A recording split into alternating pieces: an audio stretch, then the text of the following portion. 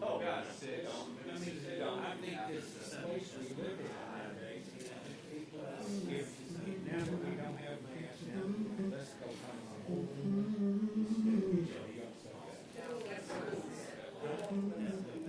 well, I don't think they want to. I just think they're unhappy. We should be good.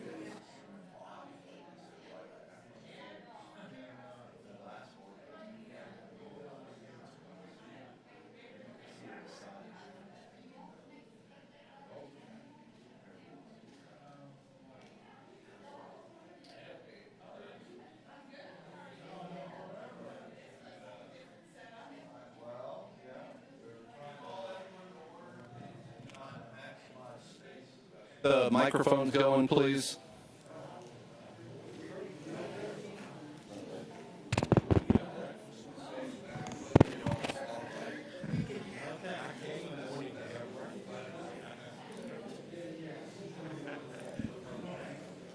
All right, good morning, everyone. I'd like to call this meeting of the Capital Improvements Committee to order.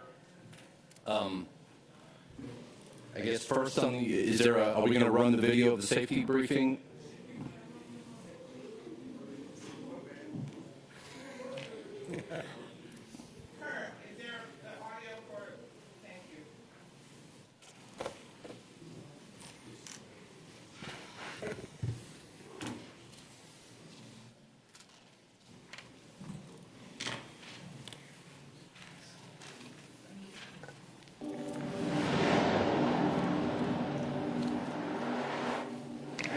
Greetings all.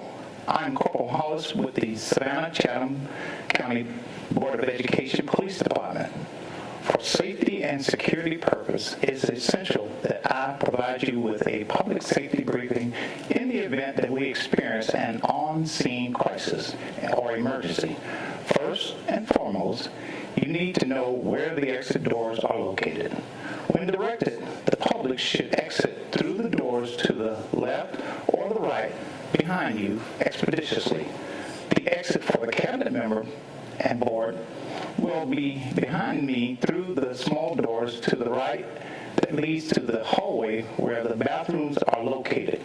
You should exit either the left or the right based on instructions given by campus police.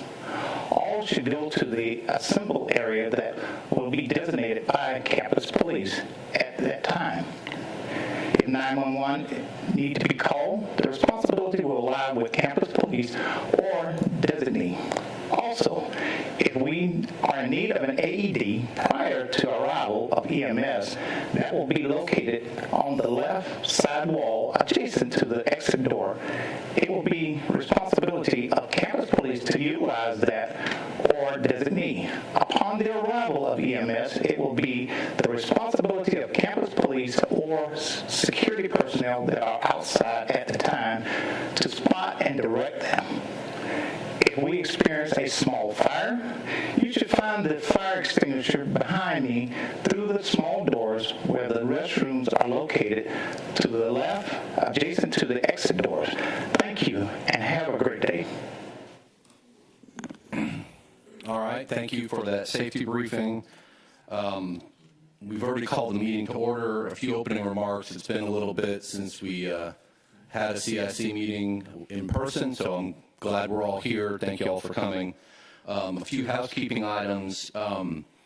We've tentatively set CIC meetings for the remainder of the year. We'll put these on our website and in our minutes, but we've also identified June 8, September 14, and December 14 as tentative dates for our upcoming CIC meetings. Of course, if we have to modify those dates due to things coming up, we will, but just wanted to get those on everyone's calendar. Yep, that would be June 8, September 14, and December 14, and all of those are Wednesdays, 9 a.m. at this location. Again, you know, I'd put an asterisk by those dates because when things come up, we sometimes move them, but for planning purposes, that's where we are now. Can I get a motion to approve our minutes from the last meeting. Dr. Brinkman moves, Ms. Hines seconds. All in favor? Aye. That motion passes. Can I get a motion to approve today's agenda? Ms. Hines moves, Dr. Brinkman seconds. All in favor? Aye. That motion passes as well. And with that, we will move into the agenda, and then I should have noted this during the previous motion, but I'll use the chair's prerogative. Due to a scheduling conflict, we're going to move the operations presentation to after the capital projects presentations, just heads up. And with that, we will turn to East Lost expenditures, revenues, and budget. Is there someone from finance here? I guess not. Okay. We will come back. We'll come back to that. We'll also move that to after Mr. Bozeman's capital projects presentation.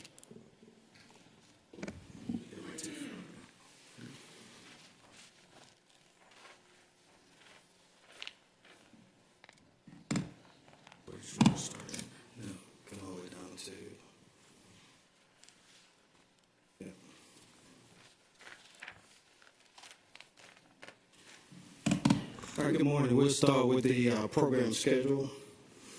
In this program schedule, you'll see that we have combined E3, E4, and our 308. And as you see these projects that are scheduled, you can see they kind of piled on each other. But it gives us a real good view of, what capital projects are going to be happening and when they're going to be happening. And this includes some of the CARES funding as well on our HVACs.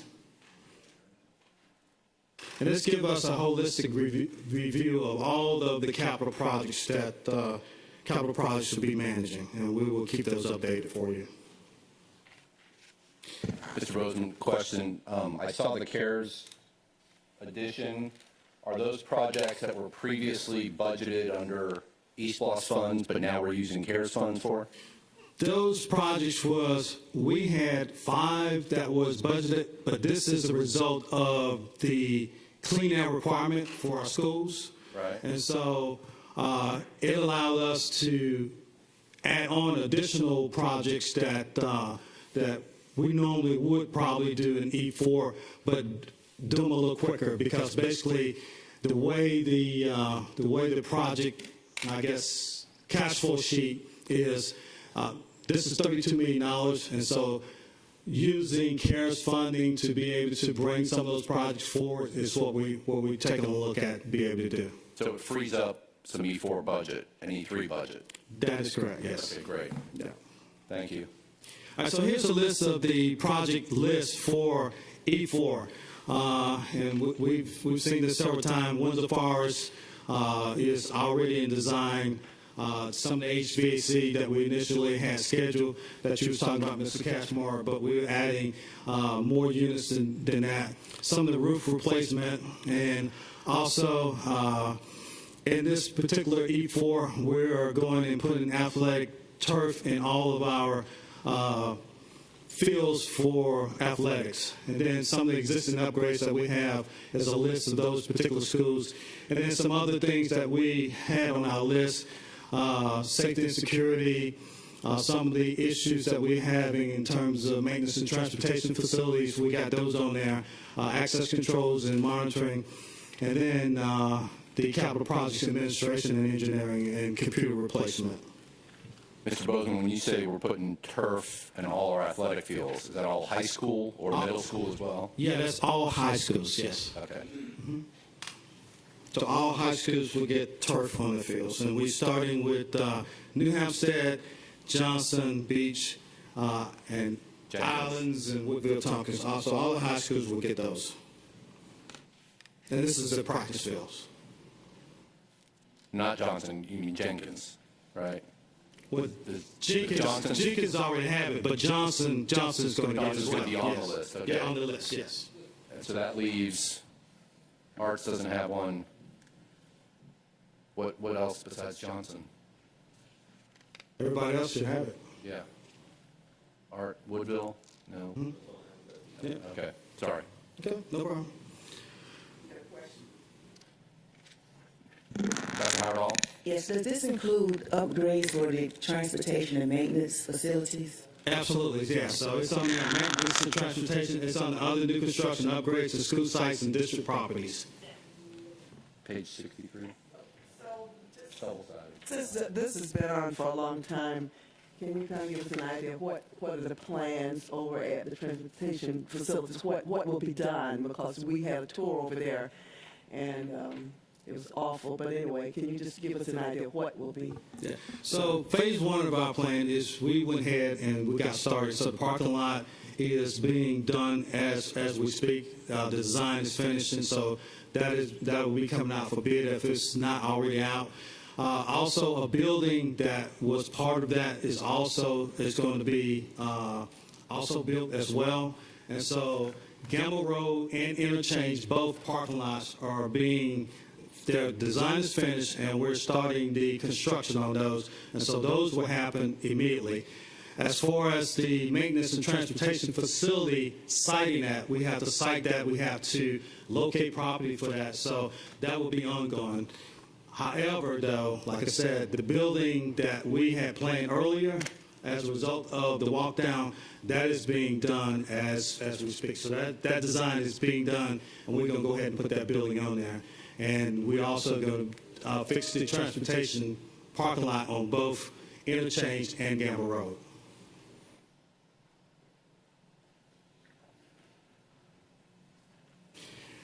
On our E3 unallocated, this is the funds that we have for unallocated for E2.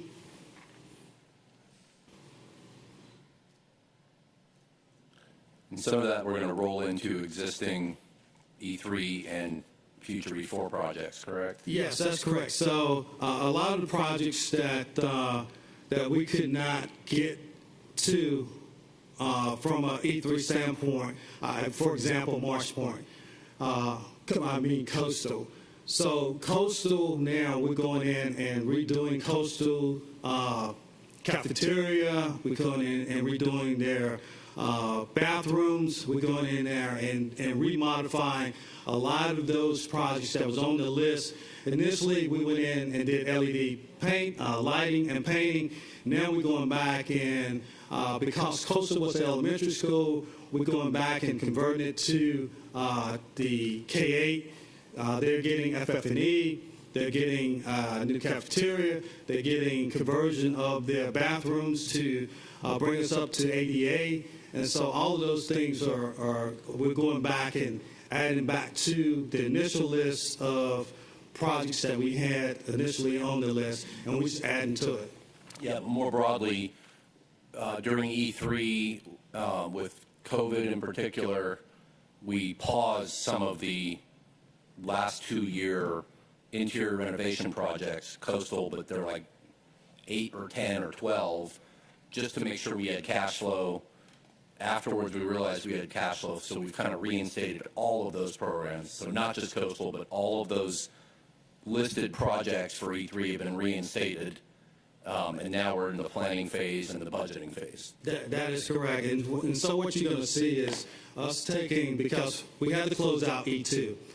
So we're using those funds first.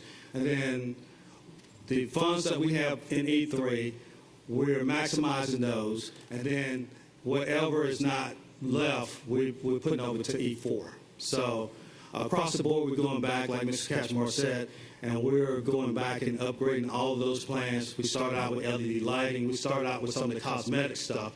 Now we're going into more of the interior stuff. And just for compliance purposes, we can do that because we have some projects that have been touched in E3, E2, and are being touched in E4, or they're general revision projects like athletic fields or cafeterias or whatever. So what we're doing is appropriate. We're being efficient with our funds and carrying them forward to the same existing projects that are in the East Block referendums. That is correct. Every project that I'm talking about, If it was funded in E2, we're using those E2 dollars. If it was funded in E3, we're using those E3 dollars. And most of our projects are funded in E4. Thank you. Here's to take a look at our budget for E4 budget.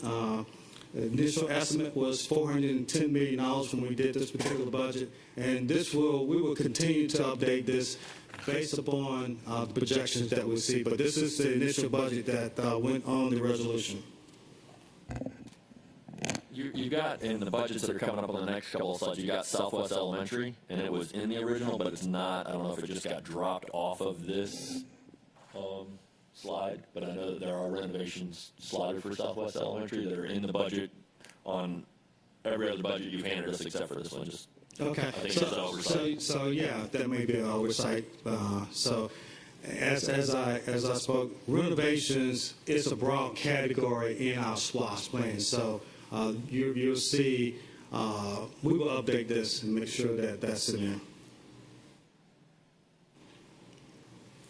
Now I want to talk about our cash flow and why we need a bond and how much we think we need. So here is the cash flow of if we did not go out and get a bond.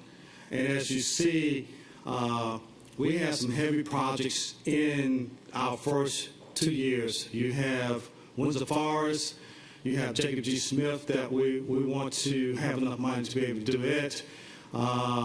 You have, we have a need for land. And so if we did not get a bond, some of the projects you will see will have to be pushed back in our year 3, year 4. So this is what our cash flow will look like without a bond. So I don't want to discuss this in an open meeting because I think it's more properly an exec, but we've got land purchase listed.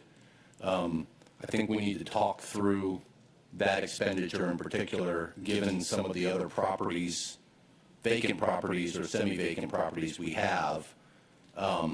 If we could use existing property rather than buy land, that might be more efficient. And I'm just saying that off the cuff because I don't know the specifics of the proposal. But I would just note here that maybe during during a board meeting, we can explore that issue a little further. Yeah, absolutely. And I think the presentation that Ms. Kegler is going to give kind of speak to some of that. Okay. And so, but here's the plan for if we borrowed $100 million, and so it puts us in a little better position. It gives us all the money that we need up front, basically cash on hand at the end of the year, $125 million. But again, this will put us in a position to be able to do most of what we want to do.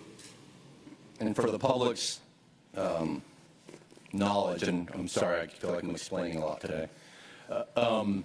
So eSPLOST is it's a 5-year program, and we generate tax collections every year, but those tax collections come in, monthly, and so when we need to expend funds on significant projects, we don't have all the cash at hand to do so. So we tend to back end our spending in the latter couple of years of eSPLOST and even into the following years. And given the cost of borrowing, the cost of materials, the general uncertainty in supply chain, we've looked at whether to go out and get some bonds so we can invest in some of these projects more quickly. And it seemed to be a good financial decision, and it still seems to be a good financial decision. Previously, the board voted to approve up to, I think, $200 million in bonds.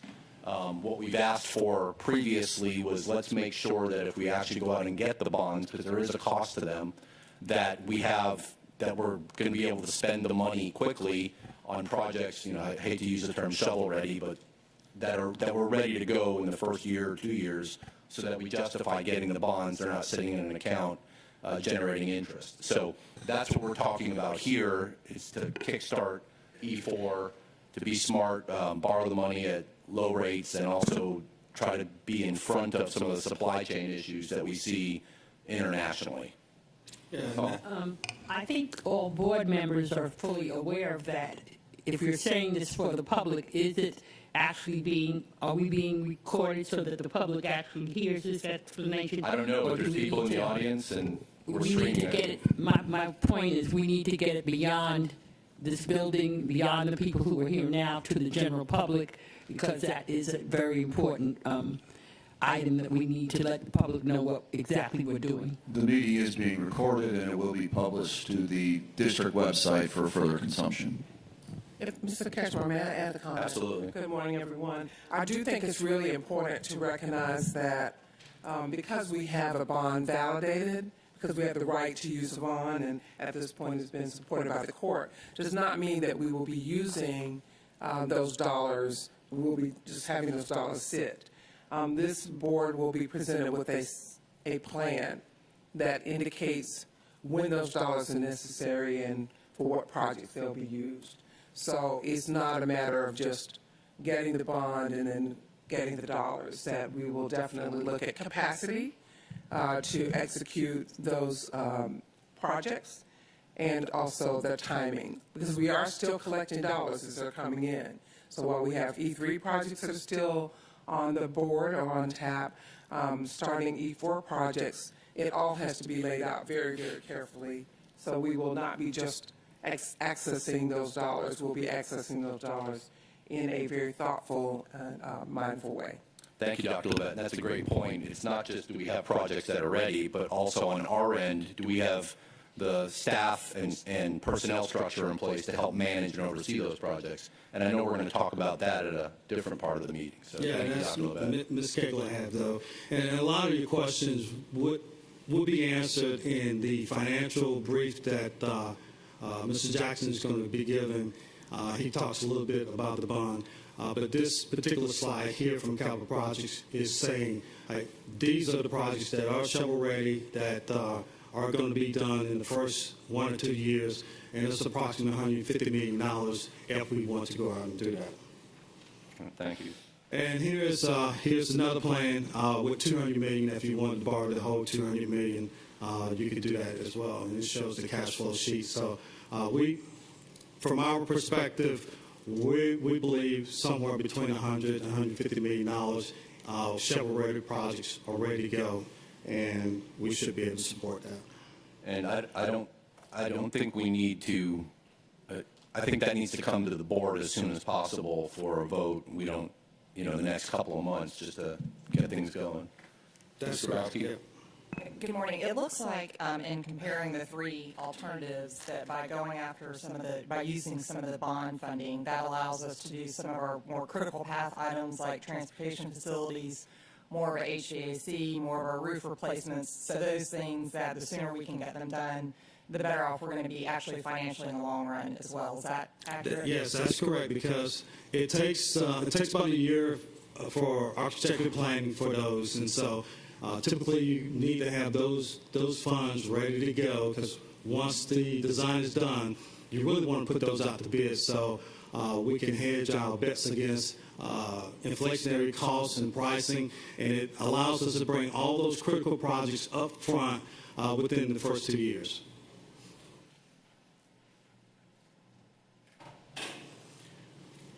We'll go ahead and give you an update on all the projects, and Devon Jones will be giving us those updates on those projects. Thank you, Mr. Bozeman. Good morning. Good morning. So right now with Jenkins High School replacement, Phase 4 is also complete. We've been able to add some drone footage of the Atlantic Avenue palms going to the front of the school, as well as the turf fields. Currently completing punch lists and closeout. Phase 1 for the gym for Woodville Tompkins was complete. We're now completing the installation of the seats in the auditorium, as well as punch lists. Savannah High School Stadium is complete with the exception of the blue track, which will be installed toward the end of this month.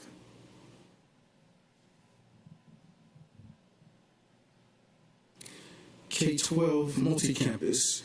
Right now, let's see if you can see that. For the lower school, we have the hollow core that's already been installed, and then on the first floor. And then for the upper school, we have the hollow core, the masonry that's complete on the first and the second floor. MVP is ongoing. Dr. Howard Hall? Yes, I know the timeline says that the projected date for completion is August of 2023. Yes. And that's basically 16 months away. So what are we doing differently to ensure that we're able to meet those deadline dates? You know, I'm not an engineer, architect. I pass every day. I'm looking at it like, we only have a year to have a stadium. So by next August, we should have a stadium and everything that's planned along with the K-12 facility. So how far along are we? Are we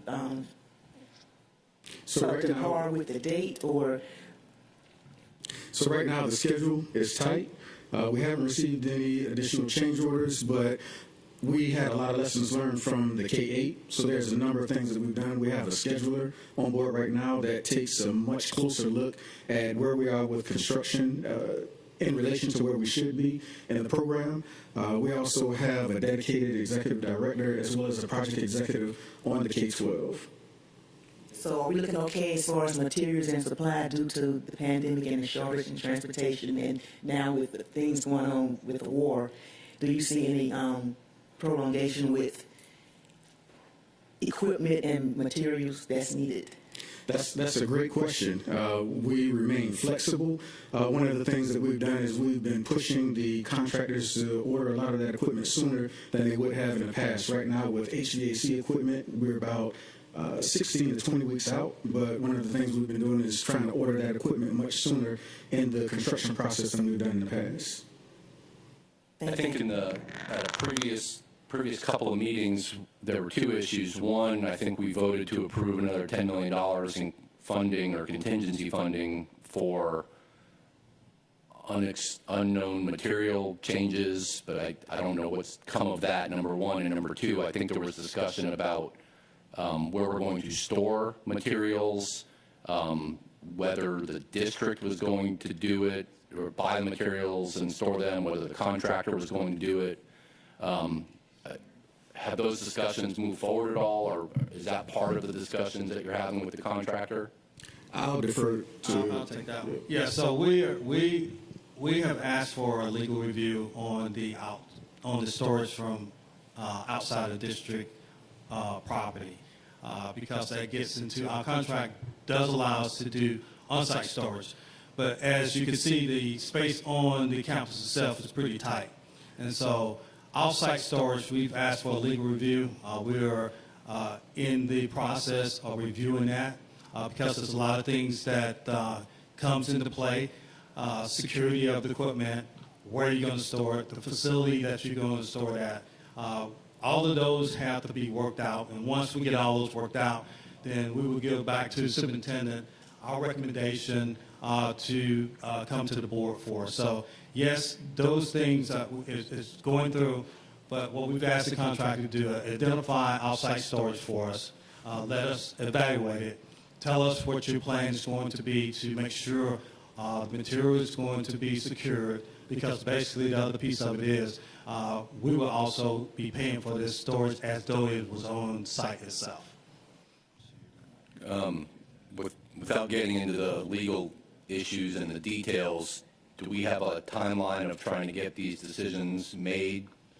I'm just more to Dr. Howard Hall's point, I'm more concerned about schedule and timing, and if we wait 2 months to get a decision made, that's 2-month delay in materials, et cetera. So do we have a goal of getting this done in 2 weeks, 30 days, 10 days, 6 months? Our review will be probably done by the end of this week, and we should have something up to the superintendent, I would say, by the end of this week for her consideration.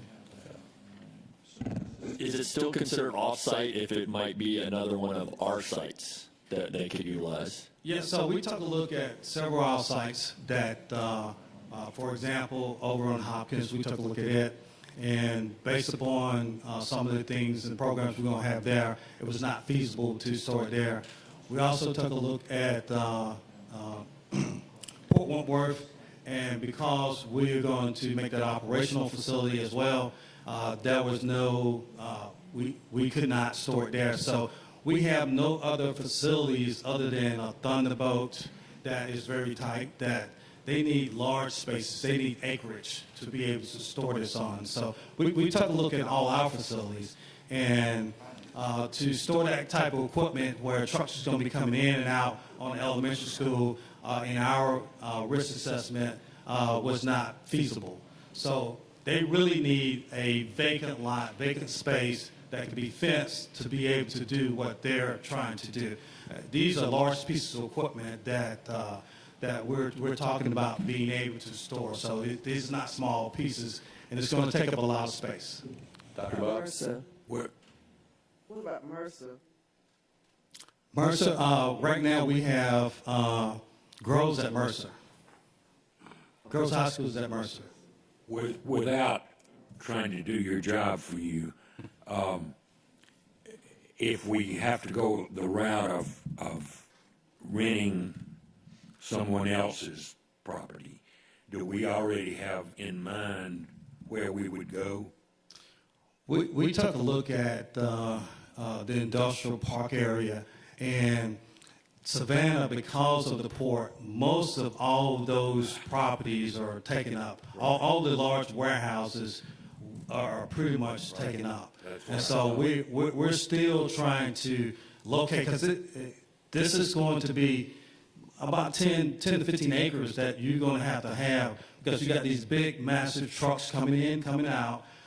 It needs to be a controlled space, because some of these HVAC have computer parts and issues on them, so they can't just be left out into the area. So it's a very complex problem. It's not something that you can say, okay, hey, yeah, we're going to allow you to do this, because when we do it, we're jointly at risk of being able to do it. And so we want to be methodical. We want to make sure that we're making the right decision, but we just can't just say, okay, go ahead and put your equipment in one of our elementary school and we'll figure it out. We already know that, doing that is going to cause us risk, but we are diligently looking. We've asked our contractor to help us out with this, and so it's a very complex problem here in Savannah, because you just don't have the land, you just don't have the warehouses. Thank you. Ms. Hall? Your comment just then is what I was going to ask about. Do we have the full cooperation and use of the expertise of this contractor, CPPI? Do we have their full partnership in trying to resolve some of these issues? Yeah, they clearly want to be able to store equipment on site and get equipment here early. The problem we having is where you store that, and where is a controlled space to be able to store that. So big picture, y'all are looking at that. You're looking at the budget issue as well. We're moving that forward, and you'll have a recommendation or something with superintendent in the next several weeks. Yeah, because it's all tied together. Yep. As you stated, $10 million was moved over there. But until the material gets on a secure storage site, then that's kind of where we're at. But we're moving forward to try to address our scheduling concerns, right? And just a point of That's clarification. correct. Okay. It's a very complex issue. It's been under review for more than a few weeks now. Okay. And we are looking for a suitable location that ensures security as well as adequate space. So we will bring a recommendation to you. I think we've referenced it a couple of times. So thank you very much. Thank you. And just a point of clarification that Dr. Howard Hall's asked about the athletic fields. That actually is not scheduled until December of 2023, per this plan, to be completed. Even with that, it's still next year. Yeah. Right around the corner.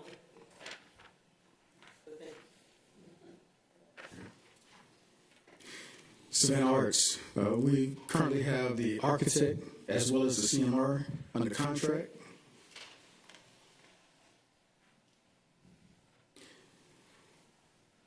for the Windsor Forest High School replacement since the last time. We had the architect already under contract, and now we have JE done as the CMR. We believe those are going to be a pretty good team. They've worked on other projects for us in the past. We're at the end of the programming phase for Windsor Forest High School, getting ready for design, schematic design. So, question, Windsor Forest and Groves or the multi-campus. I've heard the rumor mill that there were questions about whether to put athletic fields at Windsor Forest and at the K-12. Just to clarify, our initial plan was to have the stadium at the Grove site, not off-site. Is that still the case? And then we're going to have athletic fields at Windsor Forest as well. Can someone clarify that, please?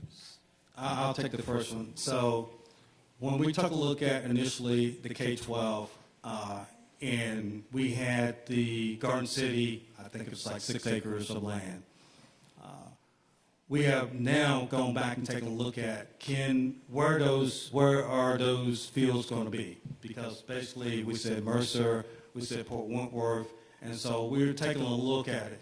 The plan still currently is the stadium is currently located on the campus, but the fields are not on that campus. So we're taking a look at all that traffic and seeing, does it make sense to rearrange those? We have not come up with a final recommendation to the superintendent to say, okay, hey, if we put these fields, these ball fields, which is their practice field and their play fields, down at Mercer, which was the original recommendation, does that make sense? Because basically, I've gone over there several times and looked at those kids going back up and down 21. That 21 corridor is going to get more busier and more busier and more busier. Our risk assessment is telling us that maybe we need to rethink that and look at making sure that those kids are on that campus itself. And so we're taking a look at that. We will have a final recommendation, but all the ball fields and the stadium cannot be on that site as a result of the land that Garden City did not allow us to develop. Well, go ahead and answer Windsor, and then I've got some questions. All right, so Windsor, please.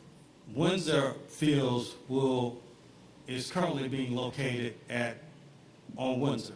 So not off-site, but on Windsor. Okay. Yeah, but it'll have bleachers, so you can host games. You can't host playoff games. No. These are practice fields only. It'll be like Jenkins? Well, Jenkins is, even though they have bleachers, those bleachers are mainly for soccer. They're not for hosting a football game. Okay. So when we did the design guidelines review 5+ years ago, and then the board voted on them, one of the kind of policy initiatives of the board back then was a belief that keeping a campus contiguous for academics, arts, athletics was much preferable to having satellite facilities. It helped with school spirit, it helped with culture, all of that kind of thing.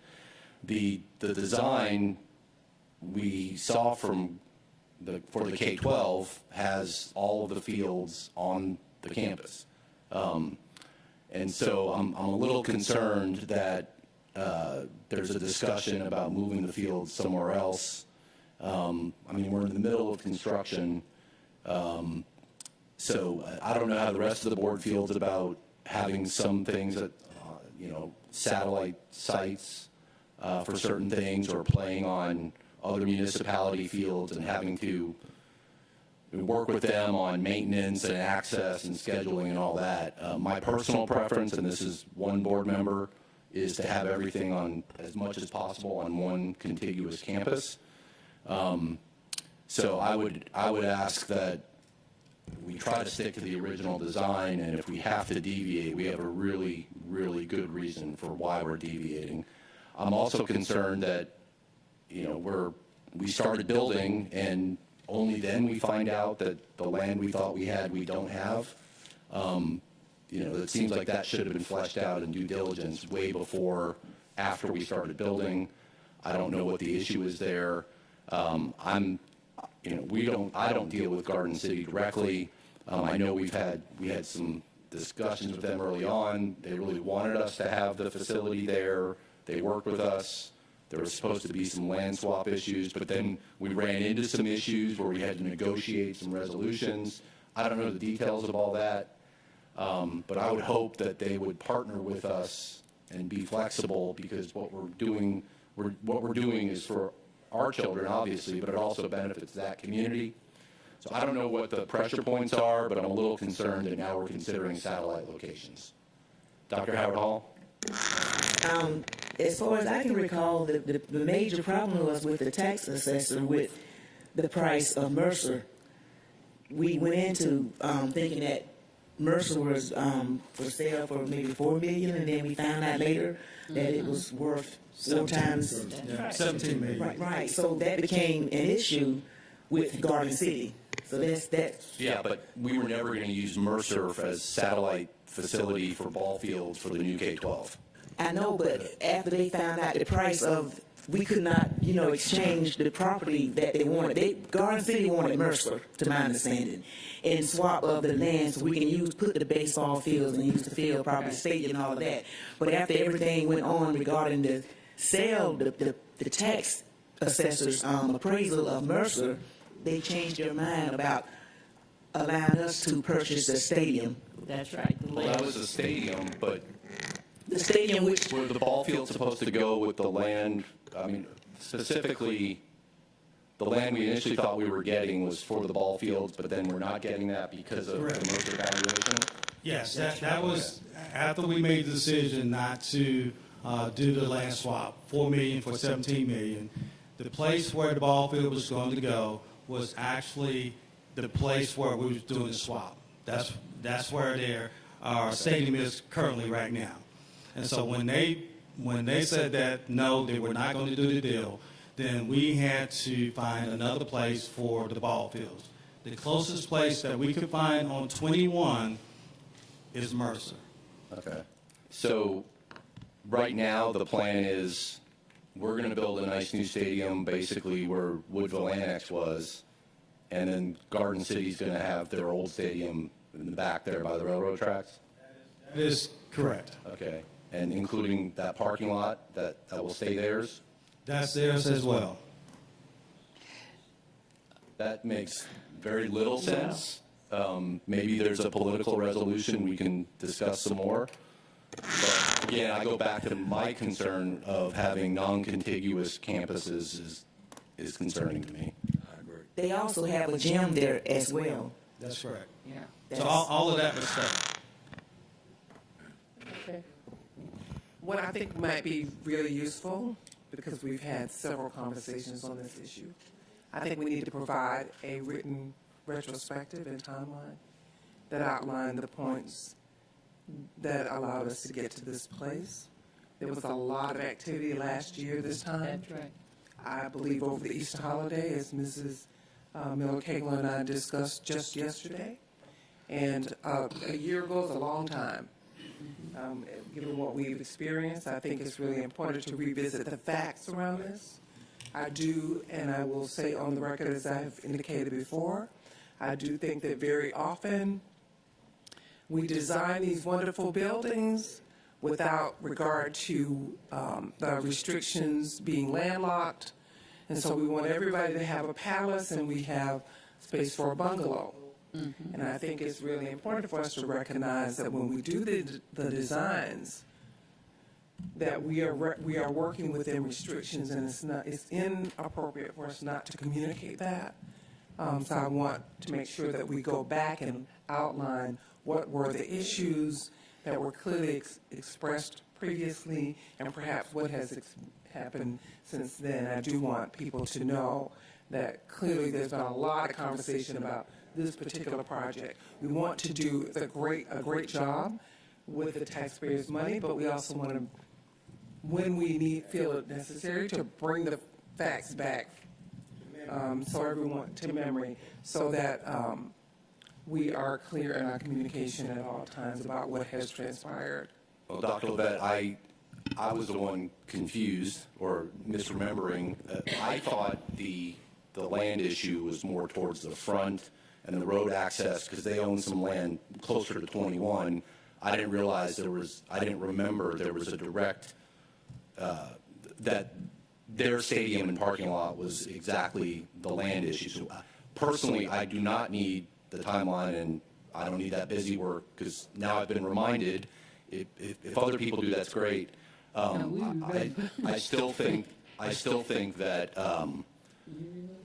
we have an opportunity for some more discussion and maybe creative problem solving, because anyway, there's some broader issues. I agree, sir, and I think that sometimes that's why the retrospective is necessary, because I think it helps us remember and learn the lessons from the experiences that we had. I do think there are lots of lessons to learn about this particular project, and it's a really huge project that we think will be really useful, but I also think that there's some lessons we learned from it that need to be brought forward again. So I appreciate the opportunity to clarify, and I think because it is the season that we're in, that it is helpful to often repeat or to expound upon previous understandings and perhaps most recent developments. Ms. Hines and then Dr. Brayman. Thank you, Dr. Levette. Really brought out my points. But in addition to that, the public needs to be reminded of exactly what has happened in the past, and that we are not just trying to throw something out now, but this has been thoroughly discussed in the past. Yes, thank you. Dr. Brayman. Can somebody remind me how long of a walk it would be to go from where the new K-12 is to the old Mercer, if that's where, I'm not saying it's going to happen, if that's where the stadium ended up? What would that walk be? We could figure it out quickly and get that I'll to say you. less than a half a mile probably, but yeah. Okay, that's a thought. I was just, it's been a while since I drove. I know Tanya drives it every day, but I'm not. Dr. Buck. I just, once again, for the multi-school campus, it seems to me that we're not building this in a vacuum where it's just good for us and for the kids that will go to school there. It was originally intended to be a major piece of the renovation of 21 for the city of Garden City and all of those things. When we first started talking about it, they asked our help, which we then tried to give. Without belaboring it, I think it is ludicrous to me to put a stadium even on the Mercer campus, and for that old, dilapidated, not 504 handicapped accessible stadium to continue to sit there. And I understand all the talks. I've been part of many of those talks. But I think we need to continue to proceed with that. I believe what Mr. Catchmore said, that we need to work to get a full set of services and facilities on every high school campus, including Windsor Forest. We don't want to pay a cow and a calf for something that because of what they want. That's not to be discussed to me right here. We need to continue to move forward and hope that they're going to feel some sense of whatever. Yeah, I do. Okay, so the questions we were asking were about practice fields at Windsor Forest and the new K-12, and Mr. Bozeman answered those questions, and we've kind of discussed those pretty thoroughly now. I had opportunity to listen as traveling over via my telephone in the car, so I did have a chance to hear some of the meeting. But just not to belabor this particular point, and I heard the discussion relative to our design guidelines and what we would like to see on campuses, and oftentimes that comes together perfectly Sometimes it does not, because we never know. When we started with the Jenkins campus, we had no idea there was a landfill over there. We all knew that there was a cemetery there, but when the contractor started working, we had no idea, in addition to the landfill, we were going to encounter issues relative to could we actually have turf on that site. It cost us another $600,000, close to $1 million, to be able to meet that. So where we can make it work, and I think it's helpful when we can have our CIC meetings. Remember, we were living in a vacuum for a while and could not get together to have this dialogue, because this is where we bring the information to you. And we've not had that opportunity, but we needed to continue to work.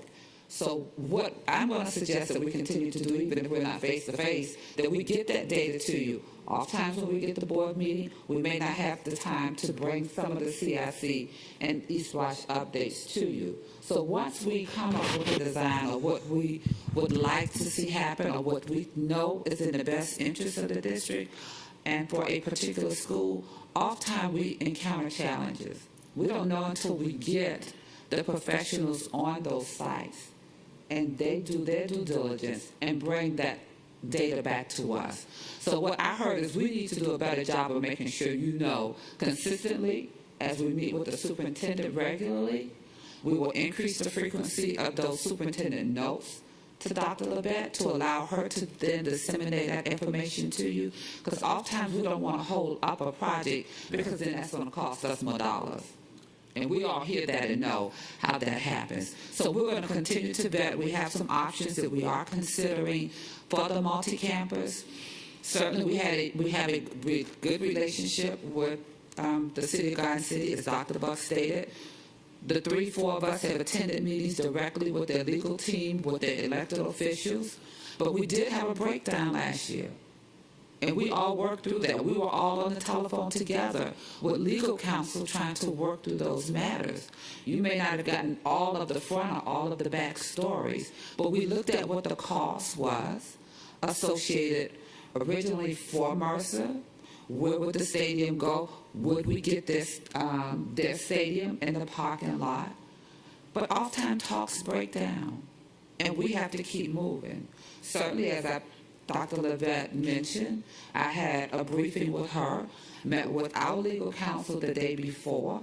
So we will be working with the City of Garden City. We will be talking with the City of Garden City. But you also have to realize that their elected officials changed as well. Right.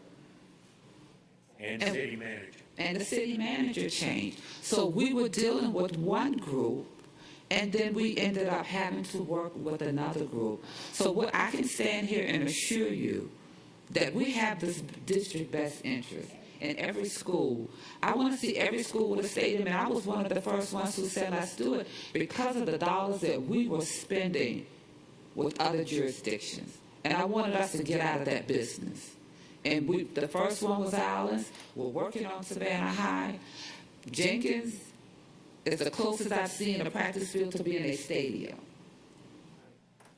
Looks like a stadium to me, but there are guidelines that we still have to follow for it to be a stadium. When you walk out there and I saw the scoreboard, I said, well, how does it get to be a practice field? Okay, it's for soccer, I get it. So we're going to continue to do, but oftentimes if we're not on a green field where we can take that field and develop the way that we want it to, then we have constraints that we have to work within. And I think some of this is related to communication and getting the information that you need in a timely manner. So I will take the brunt of that because it's my responsibility to get it to the superintendent and get it to you, and we'll make sure that we'll do a better job. Even if there's not a CIC schedule, we'll still issue a packet on a monthly basis and provide you with updates. Ms. Miller, thank you, but let me correct's not the right word. The primary issue here is me misremembering, not lack of communication from y'all. My recollection of the Garden City, Mercer land tax issue, I thought it was a different portion of the property. So that's my bad. Everyone else remembered. And so I think we get good communication. There are multiple issues that were touched there, and we're going to talk about design guidelines later. But this is an isolated, unique incident based on changes in politics, changes in personnel. It's a unique issue. On a bigger picture, I think we're all aware that we run into, we don't know what's behind the drywall until we take the drywall down. We don't know what's under the dirt until we dig some dirt. I get all that. On a broader perspective, and I'm not talking about the K-12, on a broader perspective, over the years, I think the board has in mind, here are what we want in all of our schools. And some are negotiable based on budget, based on conditions. Do we put in travertine? Do we put in, really good linoleum or whatever, et cetera. But I also think there's some things that over the years I've heard board members express we think are non-negotiable. We want an art space. We want athletic facilities, et cetera. So and I'm jumping the gun a little bit on the agenda, but I think part of the discussion is going to be, as we go through another review of our design guidelines, one of the exercises is going to be from a big picture policy perspective, what does the board think every school should have that hopefully is non-negotiable? And here are 3, 4, 5 items. We build that in up front, so that becomes part of our planning and budgeting no matter what. It becomes part of our planning and budgeting and contingency no matter what. And if we have to tap into contingency because of land conditions to meet one of the board's non-negotiables, we do it. If we have to find more budget, because those are long-term things, not short-term. Short-term solution is, we have land conditions, we can't put in this, so we're going to put in that. That's a short-term budgetary fix. It's not a good long-term fix in some circumstances. So that's what I want us to discuss as a board, obviously with staff input later as we go through the design guideline process. And thank you for your support, and thank you, Olivia, for being there. Because as you said, those things that will be non-negotiable, some of them will come with a price tag. Right. And we wanted turf at Jenkins, and it's beautiful over there. It's simply gorgeous, that turf there. But it came with a price tag, and we were able to, because the dollars were coming in as a part of this particular splash, that we were able to do it. Excuse me. I think I said 600, maybe closer to $1 million. We try to make that commitment because, again, I don't want to see us having to go to other jurisdictions to pay them. Kids should be able to walk out of their school onto those fields. And so when we say non-negotiable, I'm going to ask that you give us just some flexibility and we bring that back to you and have that discussion. On the K-8, we've moved to Terrazzo. We had to go and have a discussion with the manufacturers to try to get terrazzo here. And when we tried to put something else there, it didn't meet code, so now we're still waiting on it. Terrazzo is a cost savings. It reduces the maintenance as well. So we get that. But recognize sometimes it's difficult for us to make sure that we can do it. So if what I'm hearing is that you have no flexibility, this is what I want. You said non-negotiable, Mr. Cashmore. Yeah, give me a little bit of flexibility is what we're going to be asking for. I hear you. I think things like if you look at turf fields versus grass, Yes. That's a pet thing of mine because I look at what happened at New Hampstead. We value engineered some things on that project. We put in grass. We didn't put in good drainage. We didn't put in the necessary materials to maintain good grass, and then we didn't maintain it, and then we twice paid to replace it. So to me, it's being penny wise and pound foolish. It makes more sense to put in an artificial turf field that can be heavily used 24/7, 365, and we're not spending another $200,000 twice to replace grass. So to me, that's obviously something I'm identifying specifically. What I'm talking about in terms of non-negotiables are broader themes that the board identifies in terms of athletics, arts, science labs, green initiatives, things like that. I'm not saying we're going to sit here and specify terrazzo versus porcelain versus ceramic. That's not our job. What I'm talking about identifying broad themes And that's why you see when we're starting the program and you're having academics there, you have security there, you have all of those areas there, and we're going through the update of the design guidelines, and don't want to get too far into that. And we'll talk more about that when we get there. But I did want to, and thank you for, I'm running behind because I had an appointment that I just could not change. It would have been another 30 days before I could have had it. So, Ms. Hall. Yeah, I understand during the pandemic that we changed a lot of the committee meetings so that weren't meeting every month. That helped in terms of conserving staff time and our time.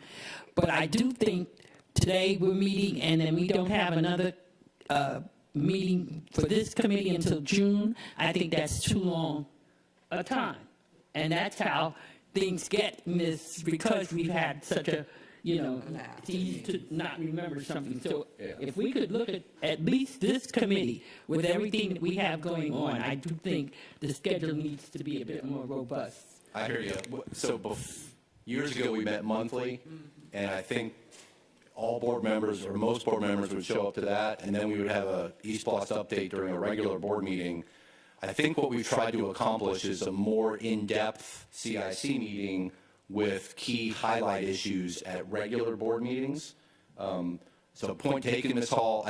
I'll ask. Like the other day, Dr. Buck had to ask her to please, she came up here with that 5-ton notebook, and then he had to ask her to wait until today. But that's because we hadn't had a CIC meeting in a while. I think there's a balance where we're having CIC meetings where we're getting the 70-page PowerPoint, but I would ask Dr. Levette and our board officers and Ms. Miller-Kaler to discuss how do we balance, have these in-depth CIC meetings with maybe kind of shorter but big picture CIC East Lost issues at regular board meetings. There's a balance there. There's a balance. I don't think we need to go back to monthly meetings unless you all think so. We'll take that. But you all take that and we will. Let's figure out. Okay, let's move forward. Okay. Thank you, Ms. Hall. We're now on Jacob G. After that 20 minutes. Two quick questions about Savannah Arts and Jenkins. Do we know when we'll have a schedule for Savannah Arts? I know that the contractor's been brought on board. Right, the contractor's been brought on board, and right now they're developing the schedule for us. Okay, do we have a projection of when that schedule might be? I don't have one right now. So typically, what they're trying to do at Savannah Arts, they're in the bidding phase, and so they're trying to get all their subcontractors, and they will provide us all that information. But we should typically have a schedule back from them within the next 30 days. Okay. I would say a milestone type schedule, and then we'll go ahead and start developing some of those based upon products being able to come in, how quickly we can start permitting and things of that nature. So we'll go through all that process, but typically within the next 30 days, we should be able to give you a broad milestone type schedule, and then we'll hone in on it after we kind of get it permitted and all the bids and things back. And for Jenkins, I know that the athletic facilities are, do we know when we'll be able to start utilizing at least the track at Jenkins? Not yet. We're finishing up the closeout right now. I'll get back with you with the direct answer. I got some additional information on that. So the striping is the last thing that is actually going to go down on Jenkins. We told the athletic department, give us 30 days to kind of get that all done. And we should be able to start using that track. So about 30 days, they should be finishing up on that. Part of the problem with when you're dealing with asphalt, it requires you to be at a certain temperature over a consistent amount of days. We'll have some 80-degree days, and then we'll get down to 32. And so now I think we're in a consistency where the temperature is maintaining above, I believe it's 45, 50 degrees, even in night. Now we can go ahead and get that process started. In the same way at Savannah High. The reason why we have not did the top coat on that is consistently the manufacturer would not warranty the product unless it consistently at a certain amount of temperature. Okay, that's helpful. Thank you. All right, so I think we're on Jacob G now. Yes. We've been working with Buckley for a while now with Jacob G. Smith. We've had some changes, but they're currently conducting an analysis on that one for that building structure. Godley Station, we have the architect on board, completing programming for the addition as well as for Pulaski conversion to K8. Yes, ma'am. Are we taking into consideration with the design at Godley, the Benton Boulevard's corridor concerning traffic concerns out there, pedestrian safety, as it pertains to smooth pickup for car riders? You know, that little area is very congested there, and since we do have the opportunity to, with this design, are we taking into consideration how we can assist with pedestrian safety? Absolutely. In the original design, Cogdell and Mandrala, they were the original architects for the facility, and they already included that in the design for the original facility. If you take a look, this is from one of the older renderings. They already included what it would look like if we added additional space to the facility. So to answer your question, yes. Also, if you recall too, we had Portable City out there. So it has, we've already stress tested that. And so those, like Mr. Jones has said, when we do a school and design, a traffic study is part of that. And so this school was designed to be able to handle another wing onto it. And so then we go back and refresh that study. But we already know that we remove a significant portion of that population off that campus as well.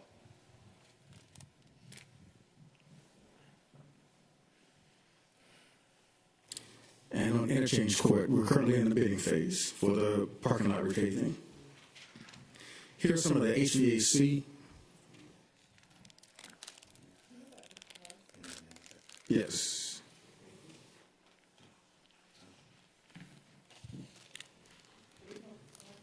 Oh, I'm sorry, I covered both of them at the same time. We have the, I was flipping the slides quick. We have the architect GMC with Pulaski. We're currently in the programming phase for Pulaski as well as Godley Station. If I can make a quick comment about Pulaski, as you're aware, our military partners came forward and you made a request that we consider converting that to a K-8. So we're working with our legal counsel. We received, they were able to pull up some previous history on that based on the age of the lease and the fact that we have to make sure that we are in direct communication with our military partners. And we are working through that piece. I think Mr. Boltzmann has already reached out to the garrison commander. We have that communication moving forward. Lee delineated all the necessary steps, that the Corps of Engineers will be involved as well. But what is important for you to understand that we needed to go ahead and get a design professional, our architect, to look at what some of the requirements would be, some of those things to convert it to a K-8. So then we'll be working very closely and looking forward to the military assigning a representative that will be working directly with our staff on this project. And talk about when we did Pulaski the first time on the base, and I've said this before, it took a huge amount of effort because it was a military reservation. Just to make it a K-8 and do this addition should not encompass all of the stuff we had to do last time, correct? I mean, yeah, talking to the Fort Stewart Garrison Commander, we're only adding a wing and some ball fields on there. So again, it has to go through what they call the palm cycle, which happens in this March. They will get with their Corps engineers. We have to provide them with the planning, but it won't be as rigorous as it is if you're going to do a whole new site. You know, so okay. So that process last time, literally, the Secretary of Defense had to do the final approval, and there was a huge amount. I'm sorry, it took a minute. It took a long minute. So just let us know that we're hoping that is not the case. We are in contact with them, and as I stated, Lee has provided us with some historical data that we're making sure that we have in place. May I ask also, in addition to space, this is something that the military wants for their children, right? Mm-hmm. They want this addition to this area. To be able to accommodate and be able to keep some of the families together. So if you have a family, you have elementary school kids and middle school kids, and they would have to go to Southwest or go to another school. The intent was to be able to provide those families with a little more consistency in keeping them together, especially since they're transient. So, I mean, we didn't think it was unreasonable, and we're working to see how we can certainly accommodate. We zoomed in onto the picture, but if you look at the bottom left-hand corner, that's one of the housing communities for Hunt Army Airfield. Right across the street is an additional 2 housing communities for Hunt Army Airfield, and then about 2 miles to the northeast is another housing community. So there are a number of families that could definitely use the facility. The other largest part, the most critical part of this facility before was the security aspect of it. I don't know if you can see that arrow. There's a fence there, a gate there, and in the mornings they have a guard station there that allows the students from Hunter Army Airfield to go through that gate to go into the facility, which is in Savannah. So we don't have to worry about going through that whole security process again. Right. Well, last time that was the key, because when they shut the base down, the unbased kids needed to be able to get out quickly, and that was an imaginary line through the middle of the school. And as you think about this conversion, there's not a middle school in that area. When we converted Bartlett to STEM, that population lost their middle school. Right. They are now having to go all the way to Southwest to attend middle school. So there are a lot of valid reasons to be able to have a middle school in that area, and hopefully we can bring some of those children and those families that are having to go to Southwest back up into the neighborhood and to be able to accommodate our military partners as well. We talked about Interchange Court. Here are the HVACs that we have coming up within the next year.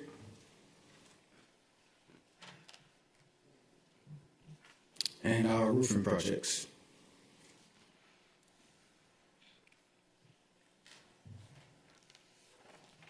Here's a roll-up of the renovations, and I'm going to take you to the next sheet to, we might have taken it out.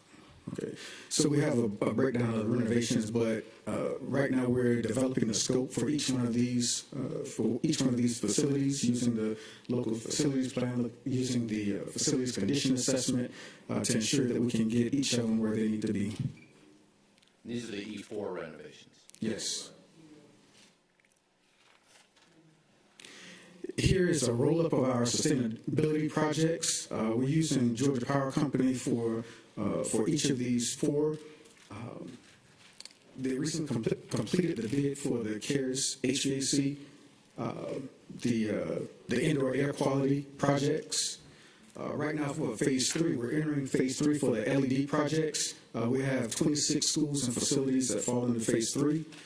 For the Georgia Power Company Make Ready EV program, it's a program that allows us to use dollars to get the power from the grid into the facility as long as we pay for the actual charging units.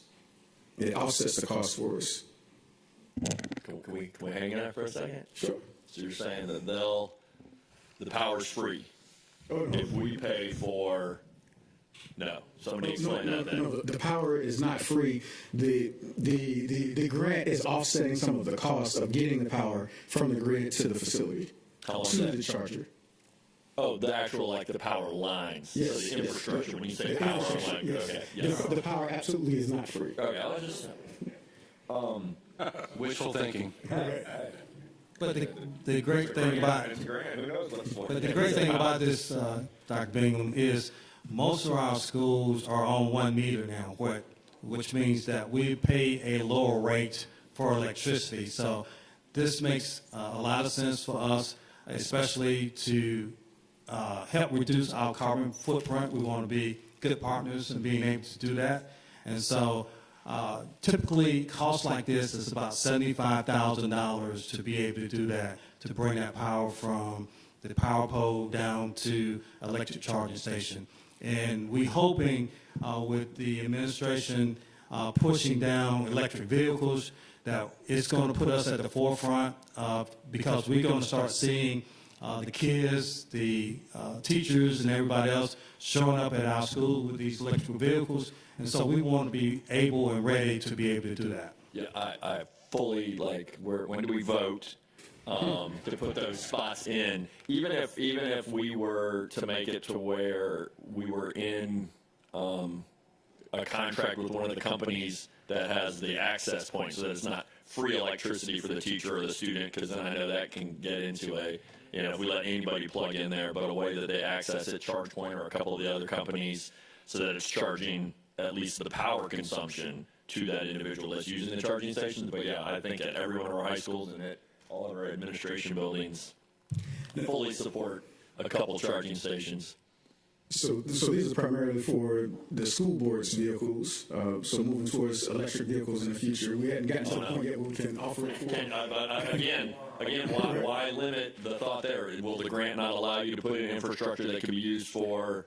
Again, I'm thinking if there's somewhere where a community member could pull up and it's through one of the access points where you bill that individual so that you're getting, it's not free power for the person that plugs in there.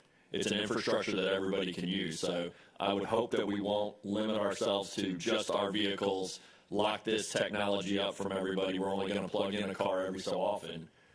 If we're going to have a grant that spends $75,000 to run a power line to a charge point, I would hope that that charge point is used as often as possible. And even better, how can we throw a solar field on top of the building to charge that charge point? Yeah, please keep running that with that ball. And I will hand the baton off to Ms. Grabowski because I know she'll have more to say. I will be brief, and this is something I certainly look forward to looking at more closely in our design guidelines, the way that we are incorporating whole sustainability. Solar electric vehicles are fabulous, but it's only a sliver, it's only a portion.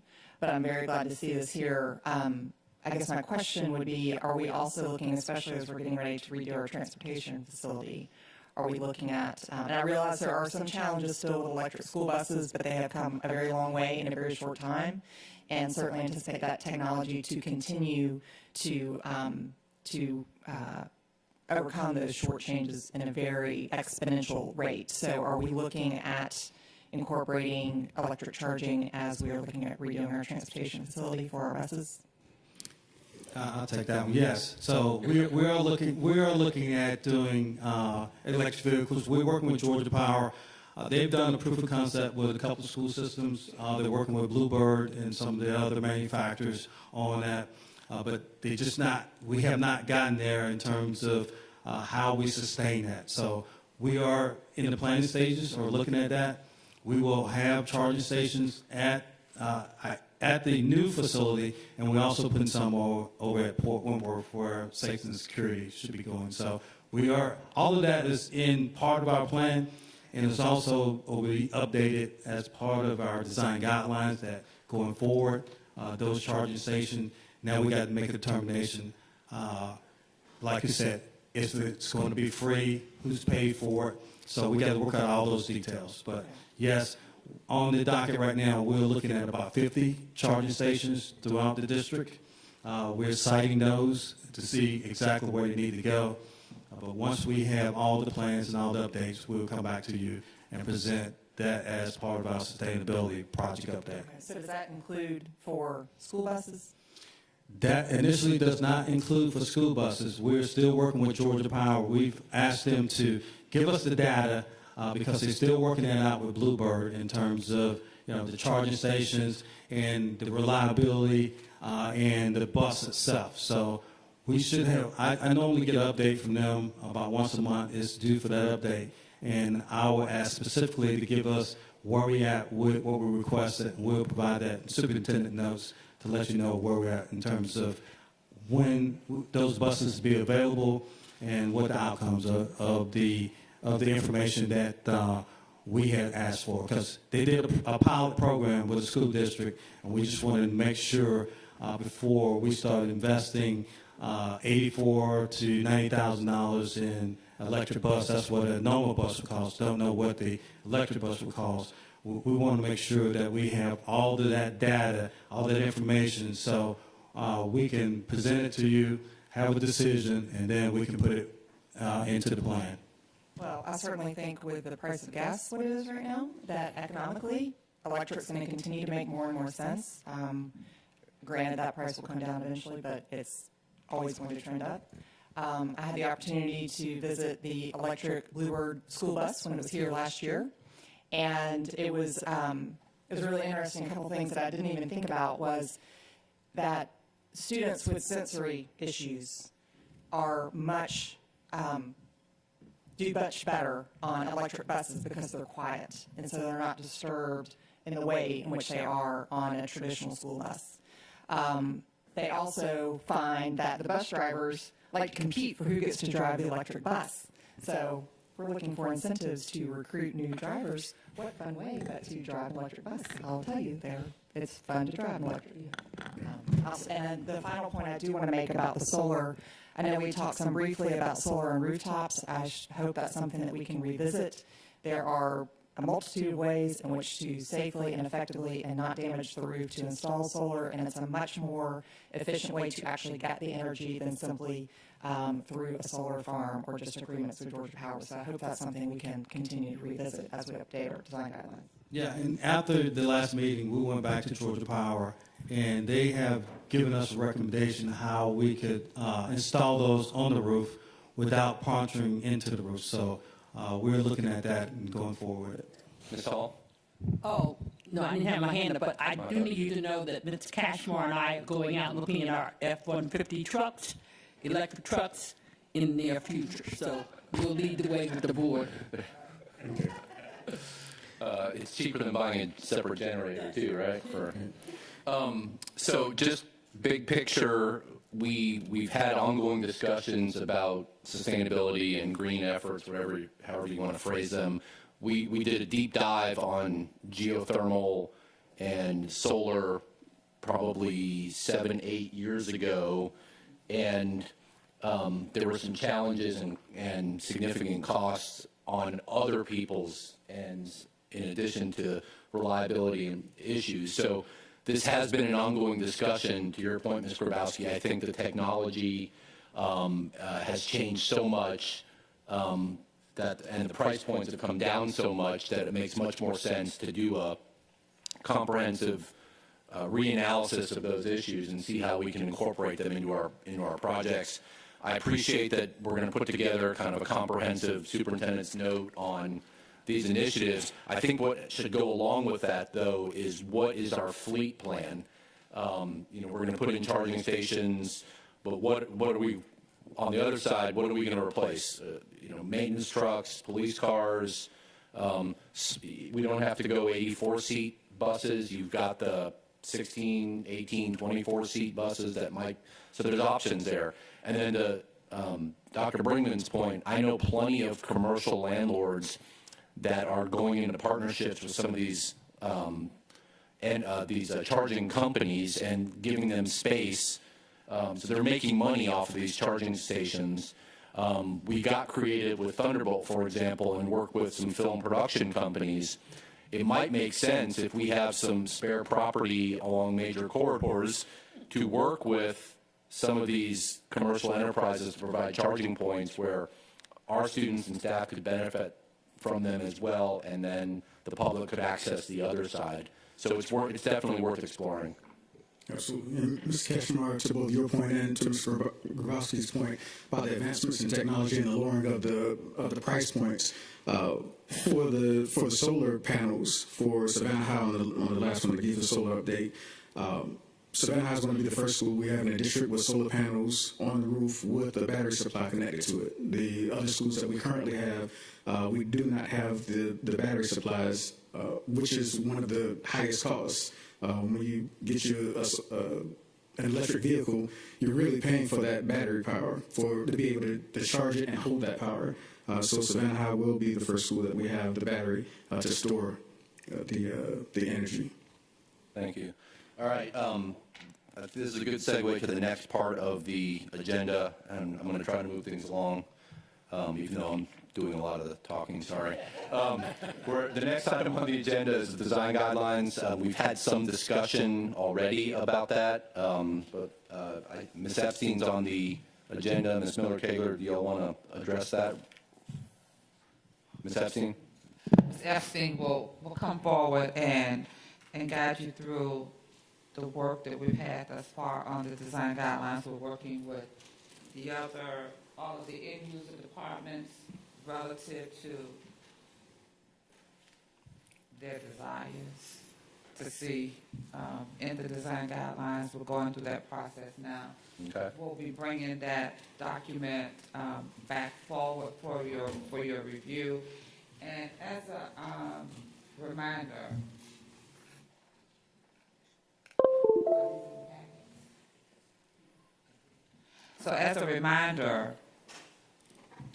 and I heard, some of the discussion, we talked about them being non-negotiables. But I hope that when we're preparing for the design guidelines and looking to move forward, that oftentimes there are restrictions, there's things that occur that sometimes make it a little difficult. It serves as a good guide for us, for our design professionals. It's a guide moving forward at the beginning of a project to know what we want that end product to be. I think it's in the CIC packet, so I'm not sure why you all changed from what was already up there. Just go ahead with the packet as the board members have. And then we'll go forward. But we want to be able to tell you where we are with our work thus far. We are working with all of the end users, all of the departments, and Mrs. Epstein is assigned that project, and she'll tell you a little bit about our work thus far, some of the samples and the areas that we're working to make some changes. Good morning. Good morning. Yes, the design guidelines, we've been in really intense working on it for the past several months. What we have, go back one slide. Got a little bit out of order, I apologize. I think everyone here is familiar with the design guidelines. That's just our foundation. We're trying to be as fair and equitable across the district, make sure everybody is working off the same page. The actual intent of the document is to inform our designers of our expectations as a district to best serve our kids. So a big change really from the last design guidelines that have been posted for some time is the format. We wanted to move into a more regular format that our designers are used to seeing. There's a industry standard master spec format, has a lot of sections.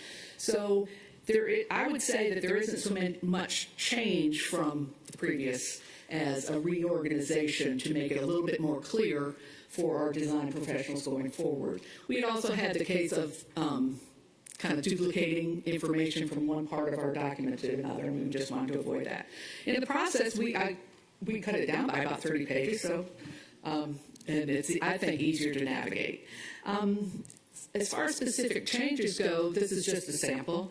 I think you all hopefully are familiar with the fact that we're putting the audio enhancement piece in all of our new construction. That's something that incorporates communications as well as curriculum instruction, so it's a terrific upgrade. Access control upgrades, hardware, door hardware regarding accessibility and safety gets more and more sophisticated every single year, so we try to keep up and make sure that we're getting this state-of-the-art things to keep, essentially to make it easier to manage our buildings and also to increase the safety for our kids. Yes, additions, so those were changes from previous items that were spec. Some additions that we put in, a shot clock for the high school. This is getting kind of random, I know, but we wanted to be more specific about our clinic design to make sure that we can accommodate the kids in lieu of new COVID restrictions and things like that. We will probably be working more on occupied sites than we have in the past. So in order to make sure that our contractors, our design professionals are cognizant of that, we have a good protocol that Mr. Bozeman brought forward to make sure that the proper steps are taken to protect the children. And whereas we had mentioned providing AEDs, the defibrillators in every building, and putting bike racks, we were trying, in this document, we're being more specific about location and number and quantity. So it's less, a little bit more specific for our designers to follow. So as Ms. Miller-Kaler was saying, our internal reviews with our departments, such as nutrition, maintenance, transportation, everybody that's affected. We have a lot of input, as you can guess, from IT, and they have their own special, they're a good partner for us when we're putting this together because they produce a really cohesive and clear document. So we're, instead of kind of attaching those things at the back of the document, as was done, the information from each department, try to incorporate them into the body of the document. So if I'm a designer looking at what the district wants, everything regarding one topic will be in one place for me. That being said, that the first part of the document has general information. As you can see, our board policies, went ahead and put those in there so they're clear, like our board policy for sustainability and things like that. Just so as a reference, they know that these are our expectations. The second part is probably when you all receive the document where you might be looking more what Mr. Kashmar has been describing. That is a list. The first part is high schools. We cover each space we want in a high school and what we expect of in each space in terms of equipment. It also covers exterior improvements as well for each of our school grade levels. And then the last part is the more technical part, and it's if any of you all have ever picked up a set of specifications for any of our big construction projects, this is what the architects list every single thing that goes in the building. We didn't do that. We hit the high points and just made sure that we suggested manufacturers that we are comfortable with, and of course we always have to have 3, right? We have to for competitive bidding, so those are listed in there. So it's like 160 pages, but I hope you will. We'll be sending it out as soon as we get it to a state. I pushed my boss a little bit and didn't get her enough to really be comfortable with checking on it. So I think the statement that you made earlier was that the construction guidelines are a guideline only. We, as you know, our design professionals are pretty well paid, actually, to design our buildings, and because a lot of that is them assuming the risk and the responsibility for what goes into our buildings. We can't be in the business of prescribing to them anything that could come back to us as being our responsibility, if that makes sense. They will use our guidelines, and then obviously sometimes they'll have to, depending on the circumstances, use their professional judgment to get a good end product. And obviously, it's their responsibility to be complying with all the codes. So, thank you, Ms. Epstein. Sure. Where are we with the overhaul? Is it done? Is it 98%? We're close to vetting. This document is so live that we've been getting some input from people very, very recently when it was my intent to close it out. So it is ready fairly soon. It is ready, as Mrs. Epstein stated. I did receive a printed copy of it yesterday. That's fine. That's fine. So what we'll do, the next step is in the staff review.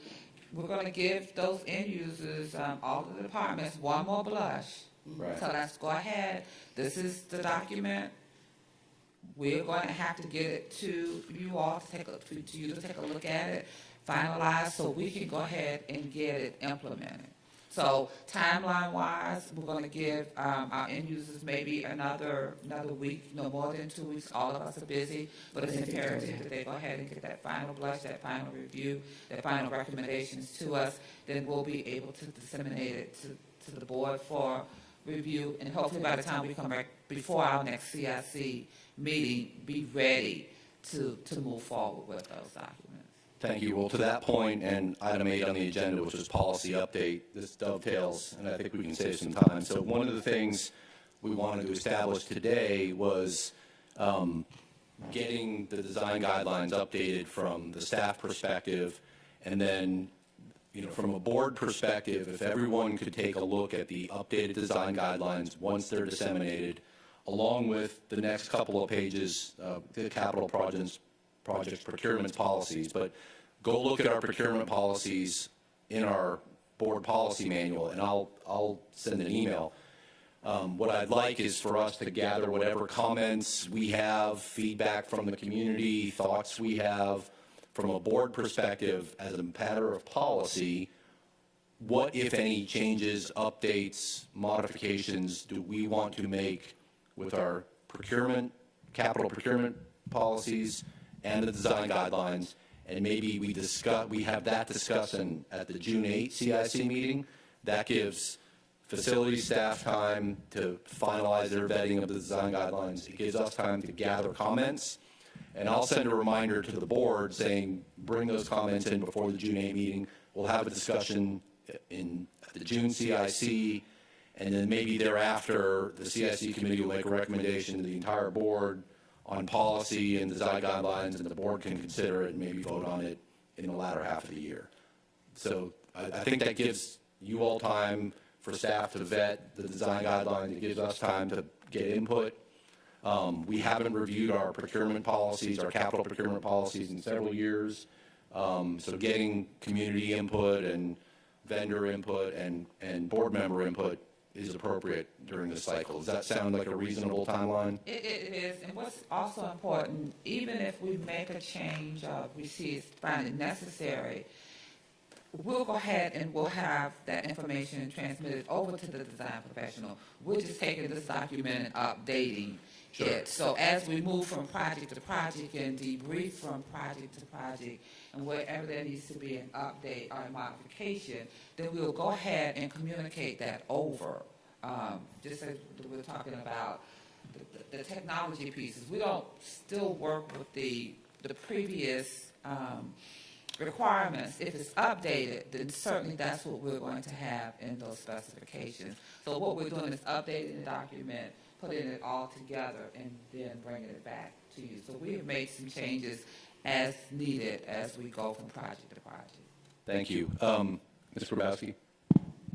Thank you so much for the update. A couple of quick questions. One of them actually does get into procurements, but I'm curious if you've looked at, in your update, opportunities for the design team to evaluate life cycle costing, especially when it comes to, does it make more sense? Like Ms. Milliken was talking about Terrazzo earlier, it's a little more expensive, but from a maintenance standpoint. So is that something that you've been looking at in the integrated, updated guidelines? It's integrated to the point where, of bringing it to people's attention, but in terms of a specific study, that is something we haven't concentrated on yet. I think that might be something to be useful for us to look at in Let me correct Ms. Epstein. All right, so we do a annual analysis of all our buildings, and part of that analysis is looking at the life cycle costs of every component that we put back in there. For example, we know traditional roofing is 25 years, so all of those things have to be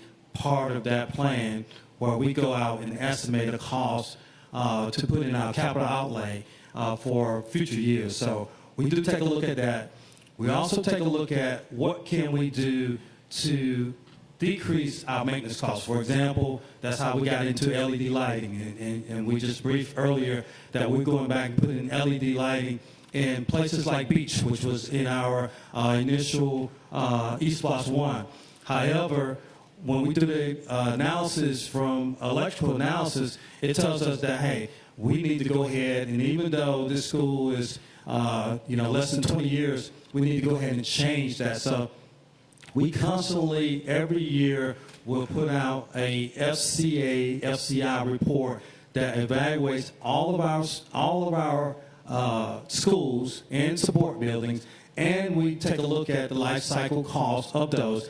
Sometimes we come back and for example, we came back and the roof's supposed to be replaced in 25 years, and it was 25 years, and it was still in good shape. So we do that analysis every year, and every time we have a design for the major components, we look at what is the life cycle cost of that, because we want to get 50 years. And so that drove us to Terrazzo at this multi-campus, because it's such a huge square foot area. You would have to have 10 times as many custodians to keep it up. So we look at every school, every component, and we look at the life cycle costs, and we try to ensure that those costs are put in there.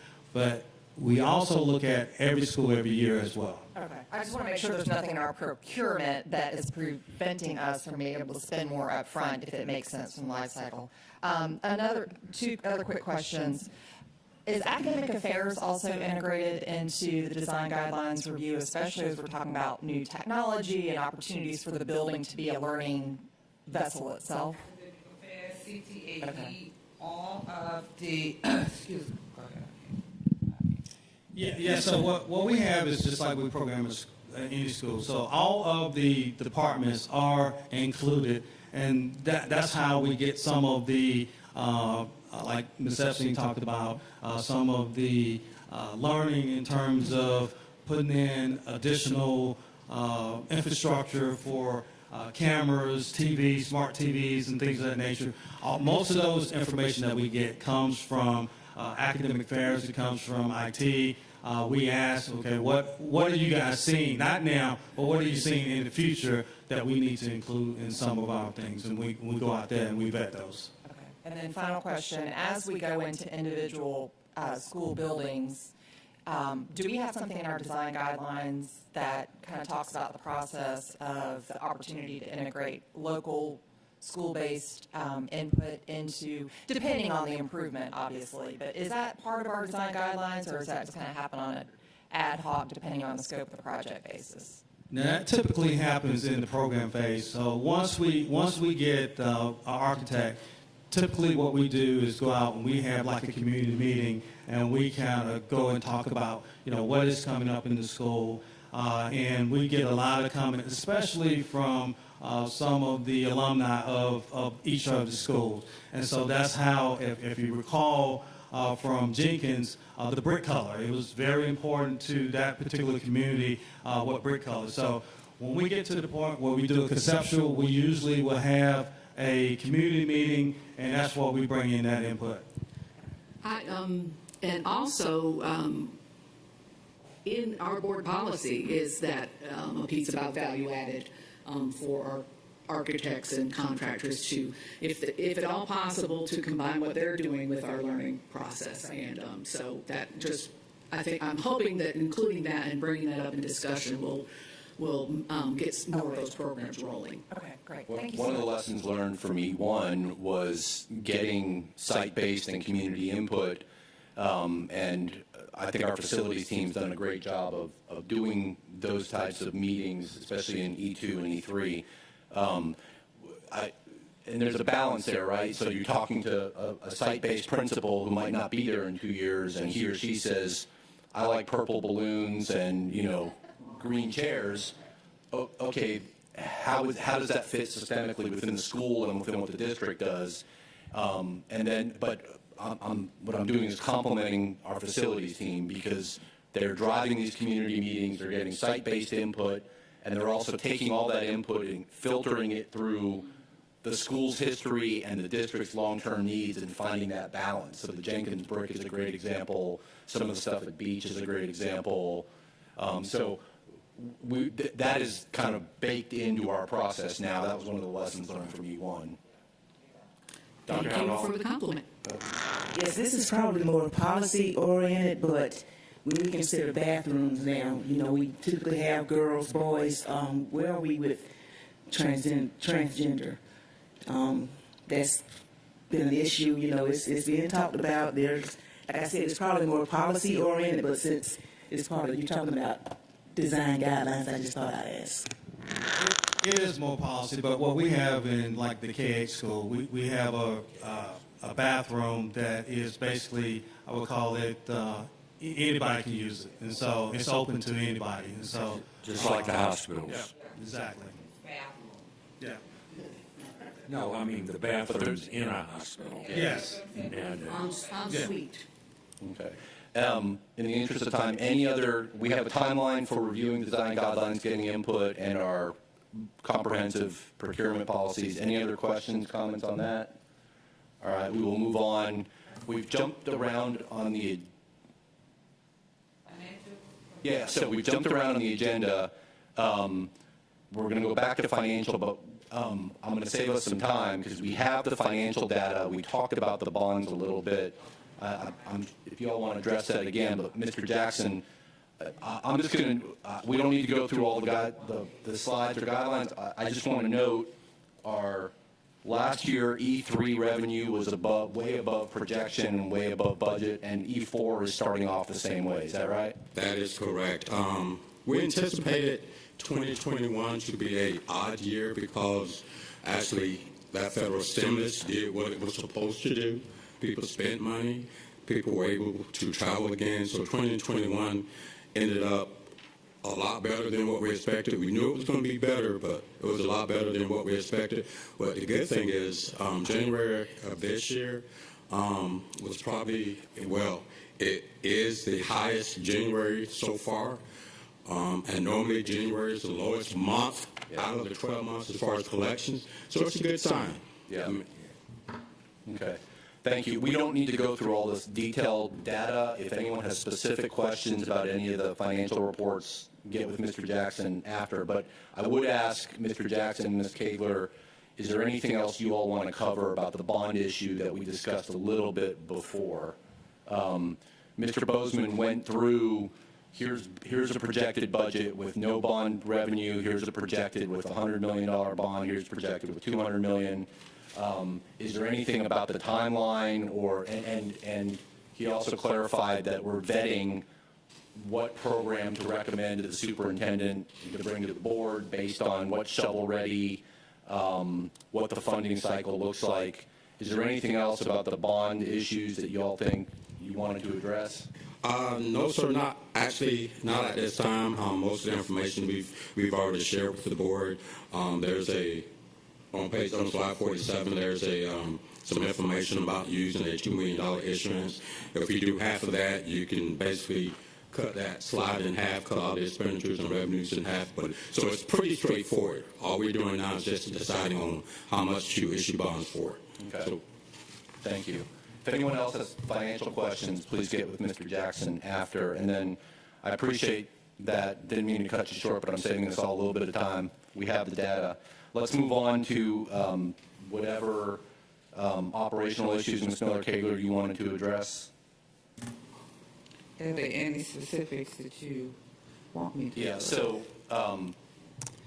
one of the things we talked about with the bonding issue was the superintendent noted it's not just what's shovel-ready project-wise, but also on our side, what do we have the staffing and capacity for? And I know we've had ongoing discussions about making sure we had the capacity to manage these projects. So and I know there's some slides here if you wanted to talk some more about that. On at a high level because I want to be able to conserve time as well. And that's a critical piece, and we've kind of put together a strategy, our capacity, just where we are. We've shared that information, as you stated, that's in there. But certainly when you look at the projects that's being managed, it's not only just the E4, it's the E3, what we refer to as the 308, which is the maintenance and operations projects that we're also responsible for managing. So we kind of did a comparison, looked at some staffing levels from some of our counterparts in Atlanta Public Schools, Fulton County, and looked at those projects, and hopefully they had a chance to share them with you. This is our current configuration as we are currently staffed, and this is just some of the projects. I wanted to pull them forward So you'll get a better idea of everything. When we talk about projects, sometimes we're talking about those high level, those major construction projects, but there's renovations as well, there's the turf project. All of those projects have to have oversight.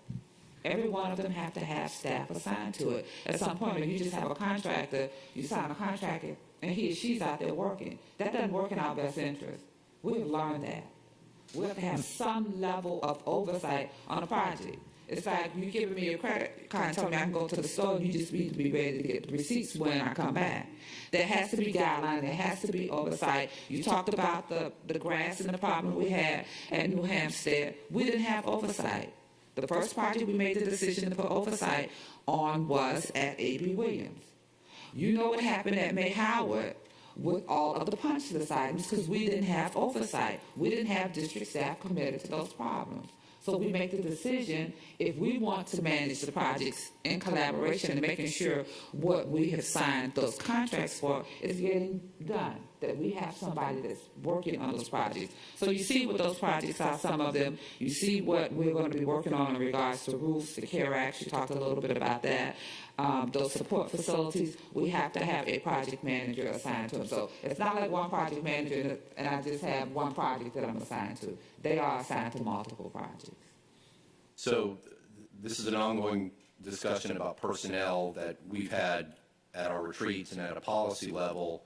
You know, the details of who to hire, how many to hire, what to call them, what title, you know, that's within the superintendent and staff's purview.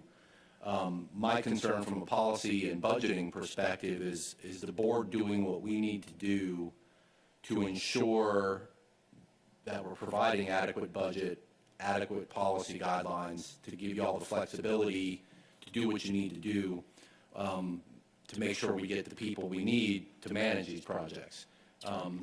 It's a small, in my mind, it's a small investment to hire 3 or 4 more positions to keep multi-million-dollar projects on schedule. You know, a delay can lead to hundreds of thousands or millions of dollars in scheduling overruns and cost and material costs. So, And an incomplete project. And an incomplete project that we're dealing with on the back end in terms of maintenance and upkeep. So, and part of our ongoing discussion is our pay scale and salary scale. You know, from a board policy perspective, do we need to approve or address a deviation to address market conditions, not just for program managers or architects or construction specialists, but that's part of the broader discussion we've had about other positions within the district as well. So, Ms. Hall?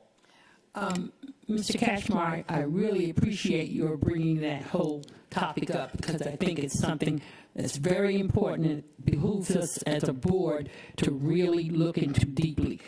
As we get deeper into the budget season, I certainly plan to start with the policy we now have of this 2-to-1 experience verification.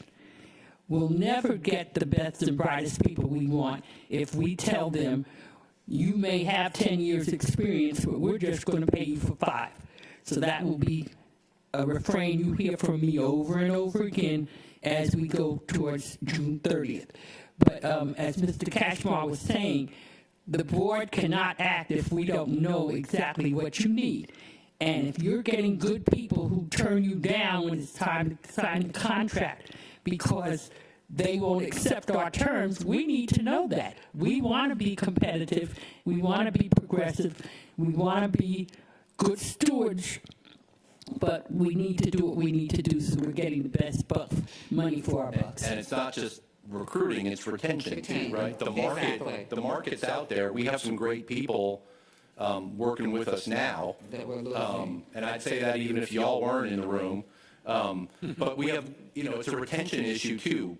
People have choices. And so it's recruiting, it's retention, it's making sure people don't get burnt out when they're working nights and weekends and holidays and all that. And so we have to the board has to take a holistic view and be willing to deviate from our tried and true structures, not just in this area, but in other areas, in my mind, if necessary. Dr. Buck and then Dr. Brinkman. go back one slide, and I'll be very brief. If I read that correctly, the ones in circle or in cased in red are not filled. They're just proposed. I count 15 positions there. I believe to help us as it comes to us later in terms of policy and budget, if there could be some sort of timeline shown on there. I would assume you're not planning to hire 15 new positions Exactly. right They'll be now. phased, and then it'll be kind of a hybrid too. Right, You'll right. have some folks. I don't want us to get caught in the bond thing and delayed because That we don't need have the them, we need folks. them, but who's going to get hired first? Okay, absolutely. We can put that timeline together to show what we need for those active E4 projects, because there are some E4 projects that are already active, and we want to keep those going, and those ones that are out there that we need to bring forward. And the last thing I want to see moving forward and in E4 is having to put any projects in the salmon color again, because we don't have staff. We want to make sure that we're being fair across the district relative to getting the work done and keeping the work done, because we just don't know, what the future. We're looking at the gas, we're looking at the supply chain issue. So I think as soon as we can get the projects moving, the ones that we have moving the other ones forward, and having an adequate staff, and the highly qualified is critical. Just like we look on the education side, highly critical, highly qualified, we have to look at that for capital projects and construction also. And we're doing our due diligence. We're working to make sure that that's how we're recruiting moving forward. So we thank you for your support and the opportunity. Certainly we're good stewards of taxpayers' dollars. I've been around a day or two. I know that's important to us. It's important to me as a board employee. But certainly we need to make sure that we're bringing on those folks that can get the work done. I had an opportunity to share some of this plan with the cabinet last week. Talked about it with my colleagues, so they'll know what the plan is, why I'm bringing a plan forward for staffing this particular area, outline details, show them what's happening in some of the other areas, the number of projects we have, and the ones we want to keep moving forward. So we'll be bringing that information, making sure we get it to the superintendent, working very closely with Mr. Jackson and Mr. Ray as well. We had Dr. Brinkman, Ms. Hall, Dr. Howard Hall. How many of these proposed positions will be able to be funded through the East Loss funds? Most of them. Yeah, all of those will be funded through East Loss. And we talked about that the other day, the funding source, that's where they'll be coming from. Ms. Hall.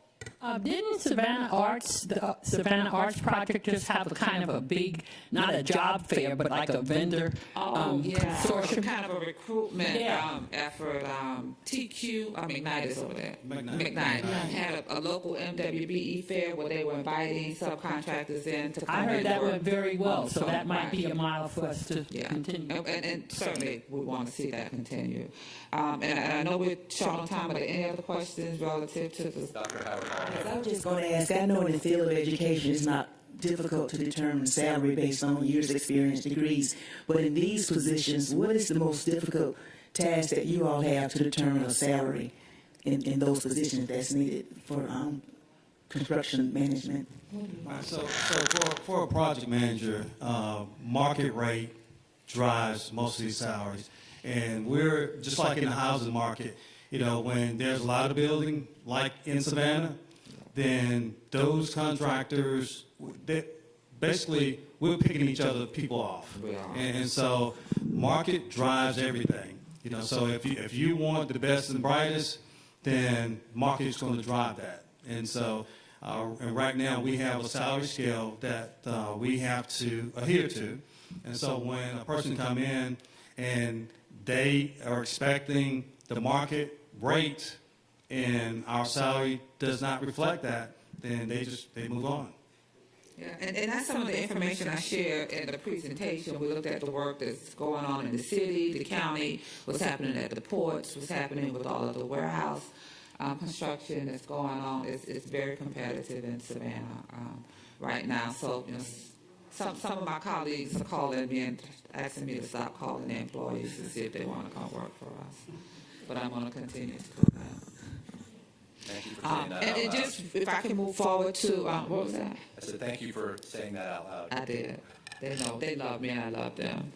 We talked about in the past properties that we have, what are we doing with some of those properties. I think there's a full, that we give the board the whole packet. I just included a few pages today for time you have it. So it'll give you a chance to go back and take a look at it, because I think it's important that you see how we're using those properties, that they are being used. If you look at what was the Duran, where we had A.B. Williams, and now it's the Auxiliary Operations Center. SEALA is there, School Nutrition is there, Capital Projects is there. We've used most of our facilities at some point in time for swing sites, the swing site, Duran and Montgomery. We had Isle of Hope there, White Bluff was there, and now Mercer is there. So I know that we make a lot of decisions, and we keep moving pretty quickly relative to construction. So we kind of put this document together to give you an idea of what those properties are, how they're being used, what the utility costs, and how we could possibly use them moving forward. So we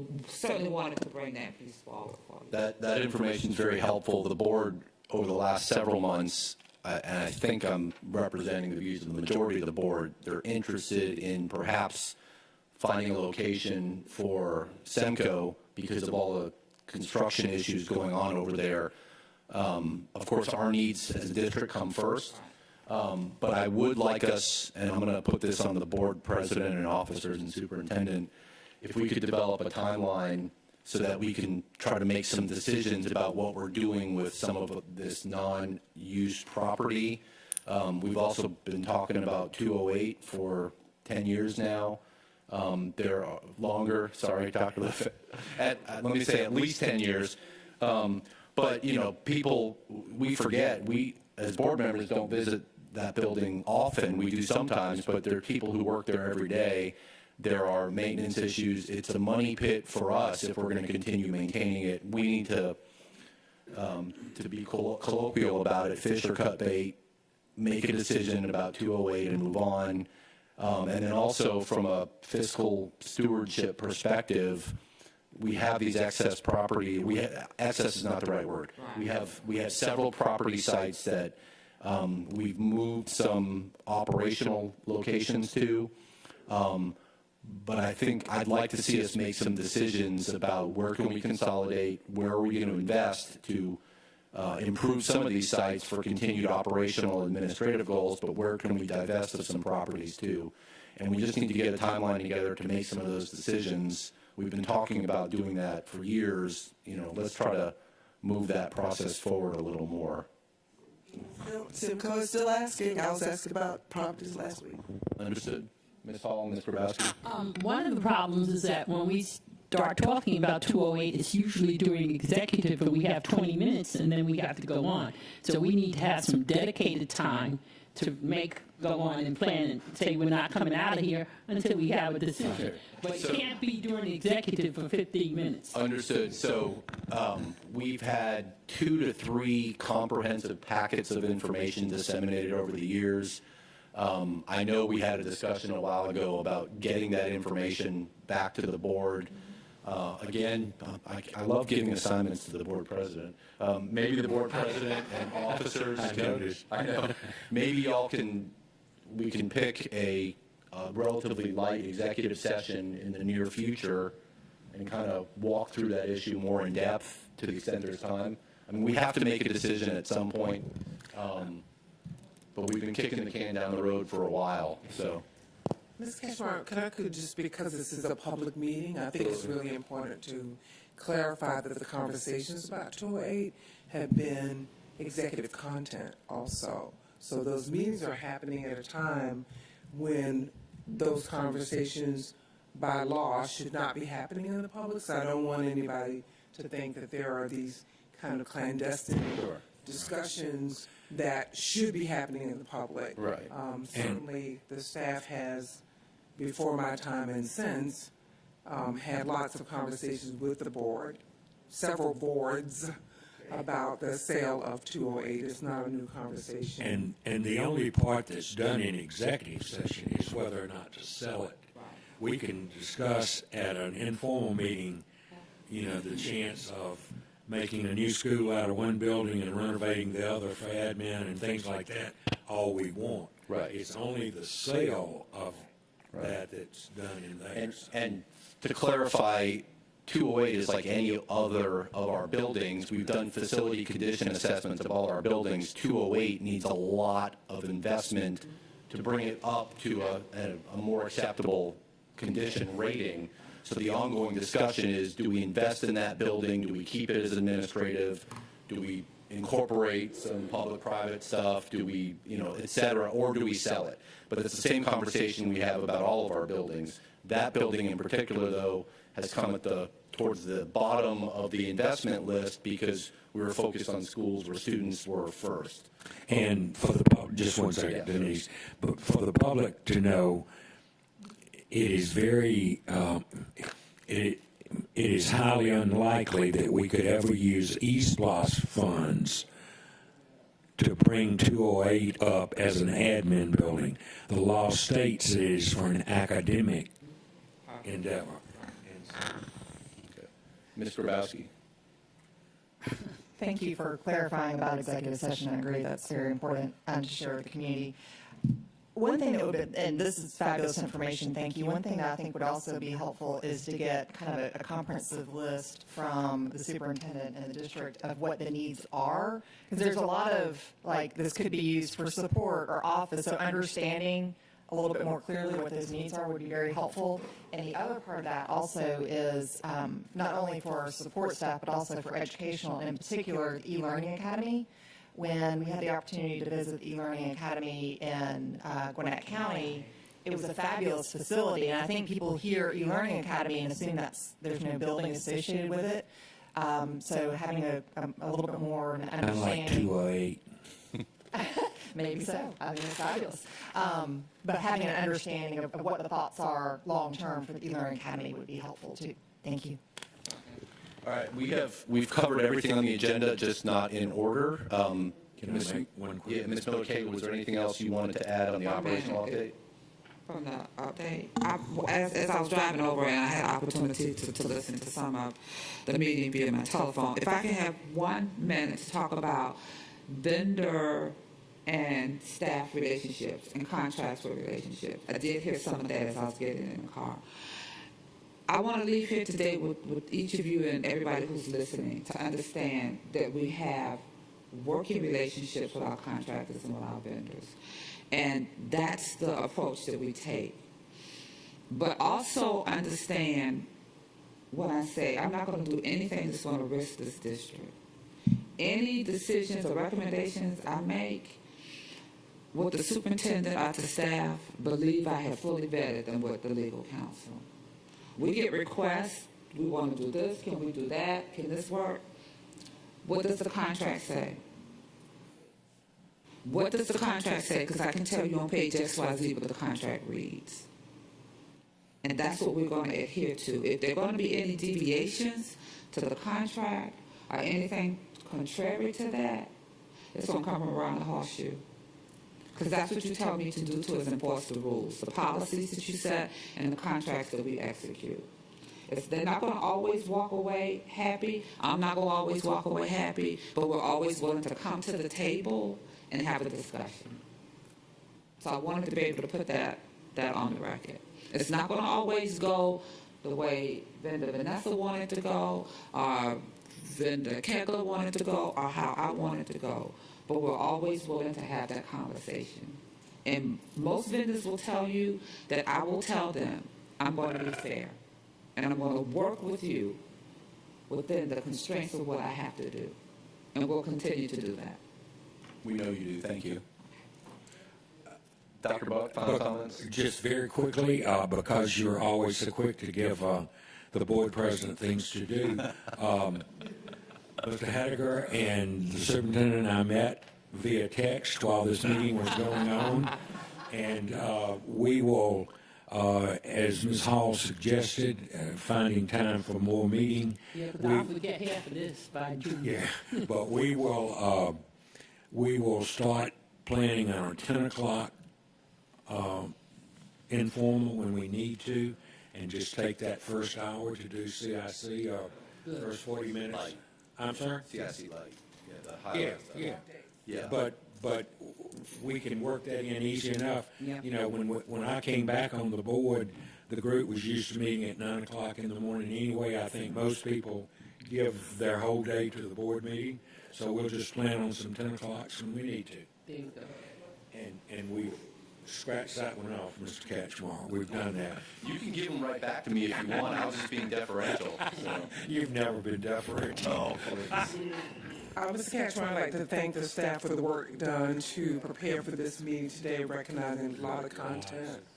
I do walk those, as Mrs. Cagle and I agreed yesterday, I appreciate her addressing the conversations about staff-vendor relations. I think it's also important to recognize that you have worked with us on moving from 5 to 1 to 2 to 1. I don't want anyone to miss that. We're complaining about 2 to 1 when we were at decades at 5 to 1.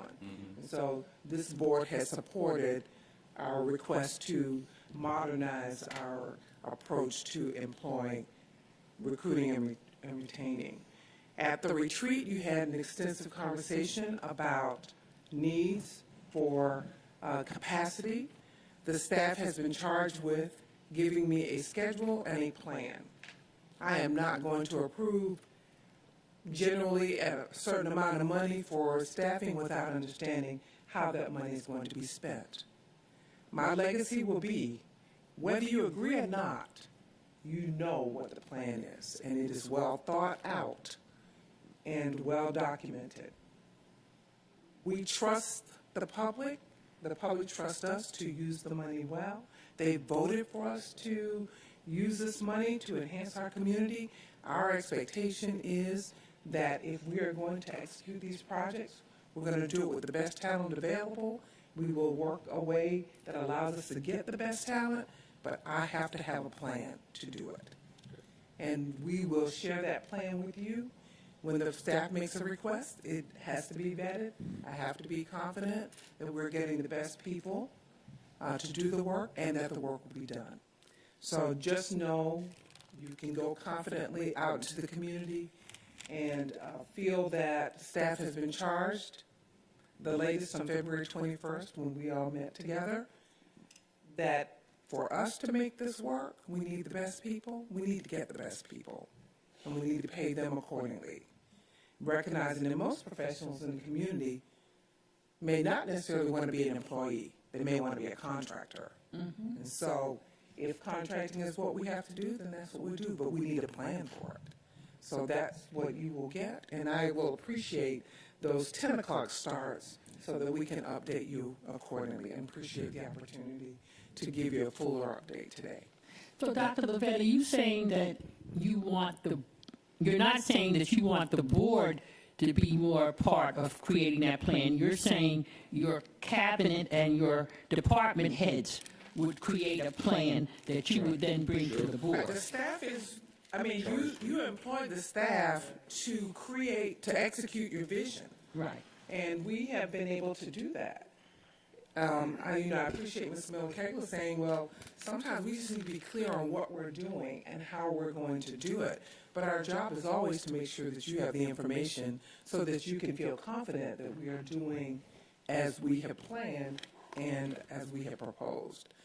So thank you for that. Certainly, everything that is done is brought forward to the board for approval, meaning in terms of adherence to policy and to the greater mission and vision of the district. We are charged with doing that, and we're happy to do it. Thank you, staff, for all the hard work put into all the data in the slides. Very informative.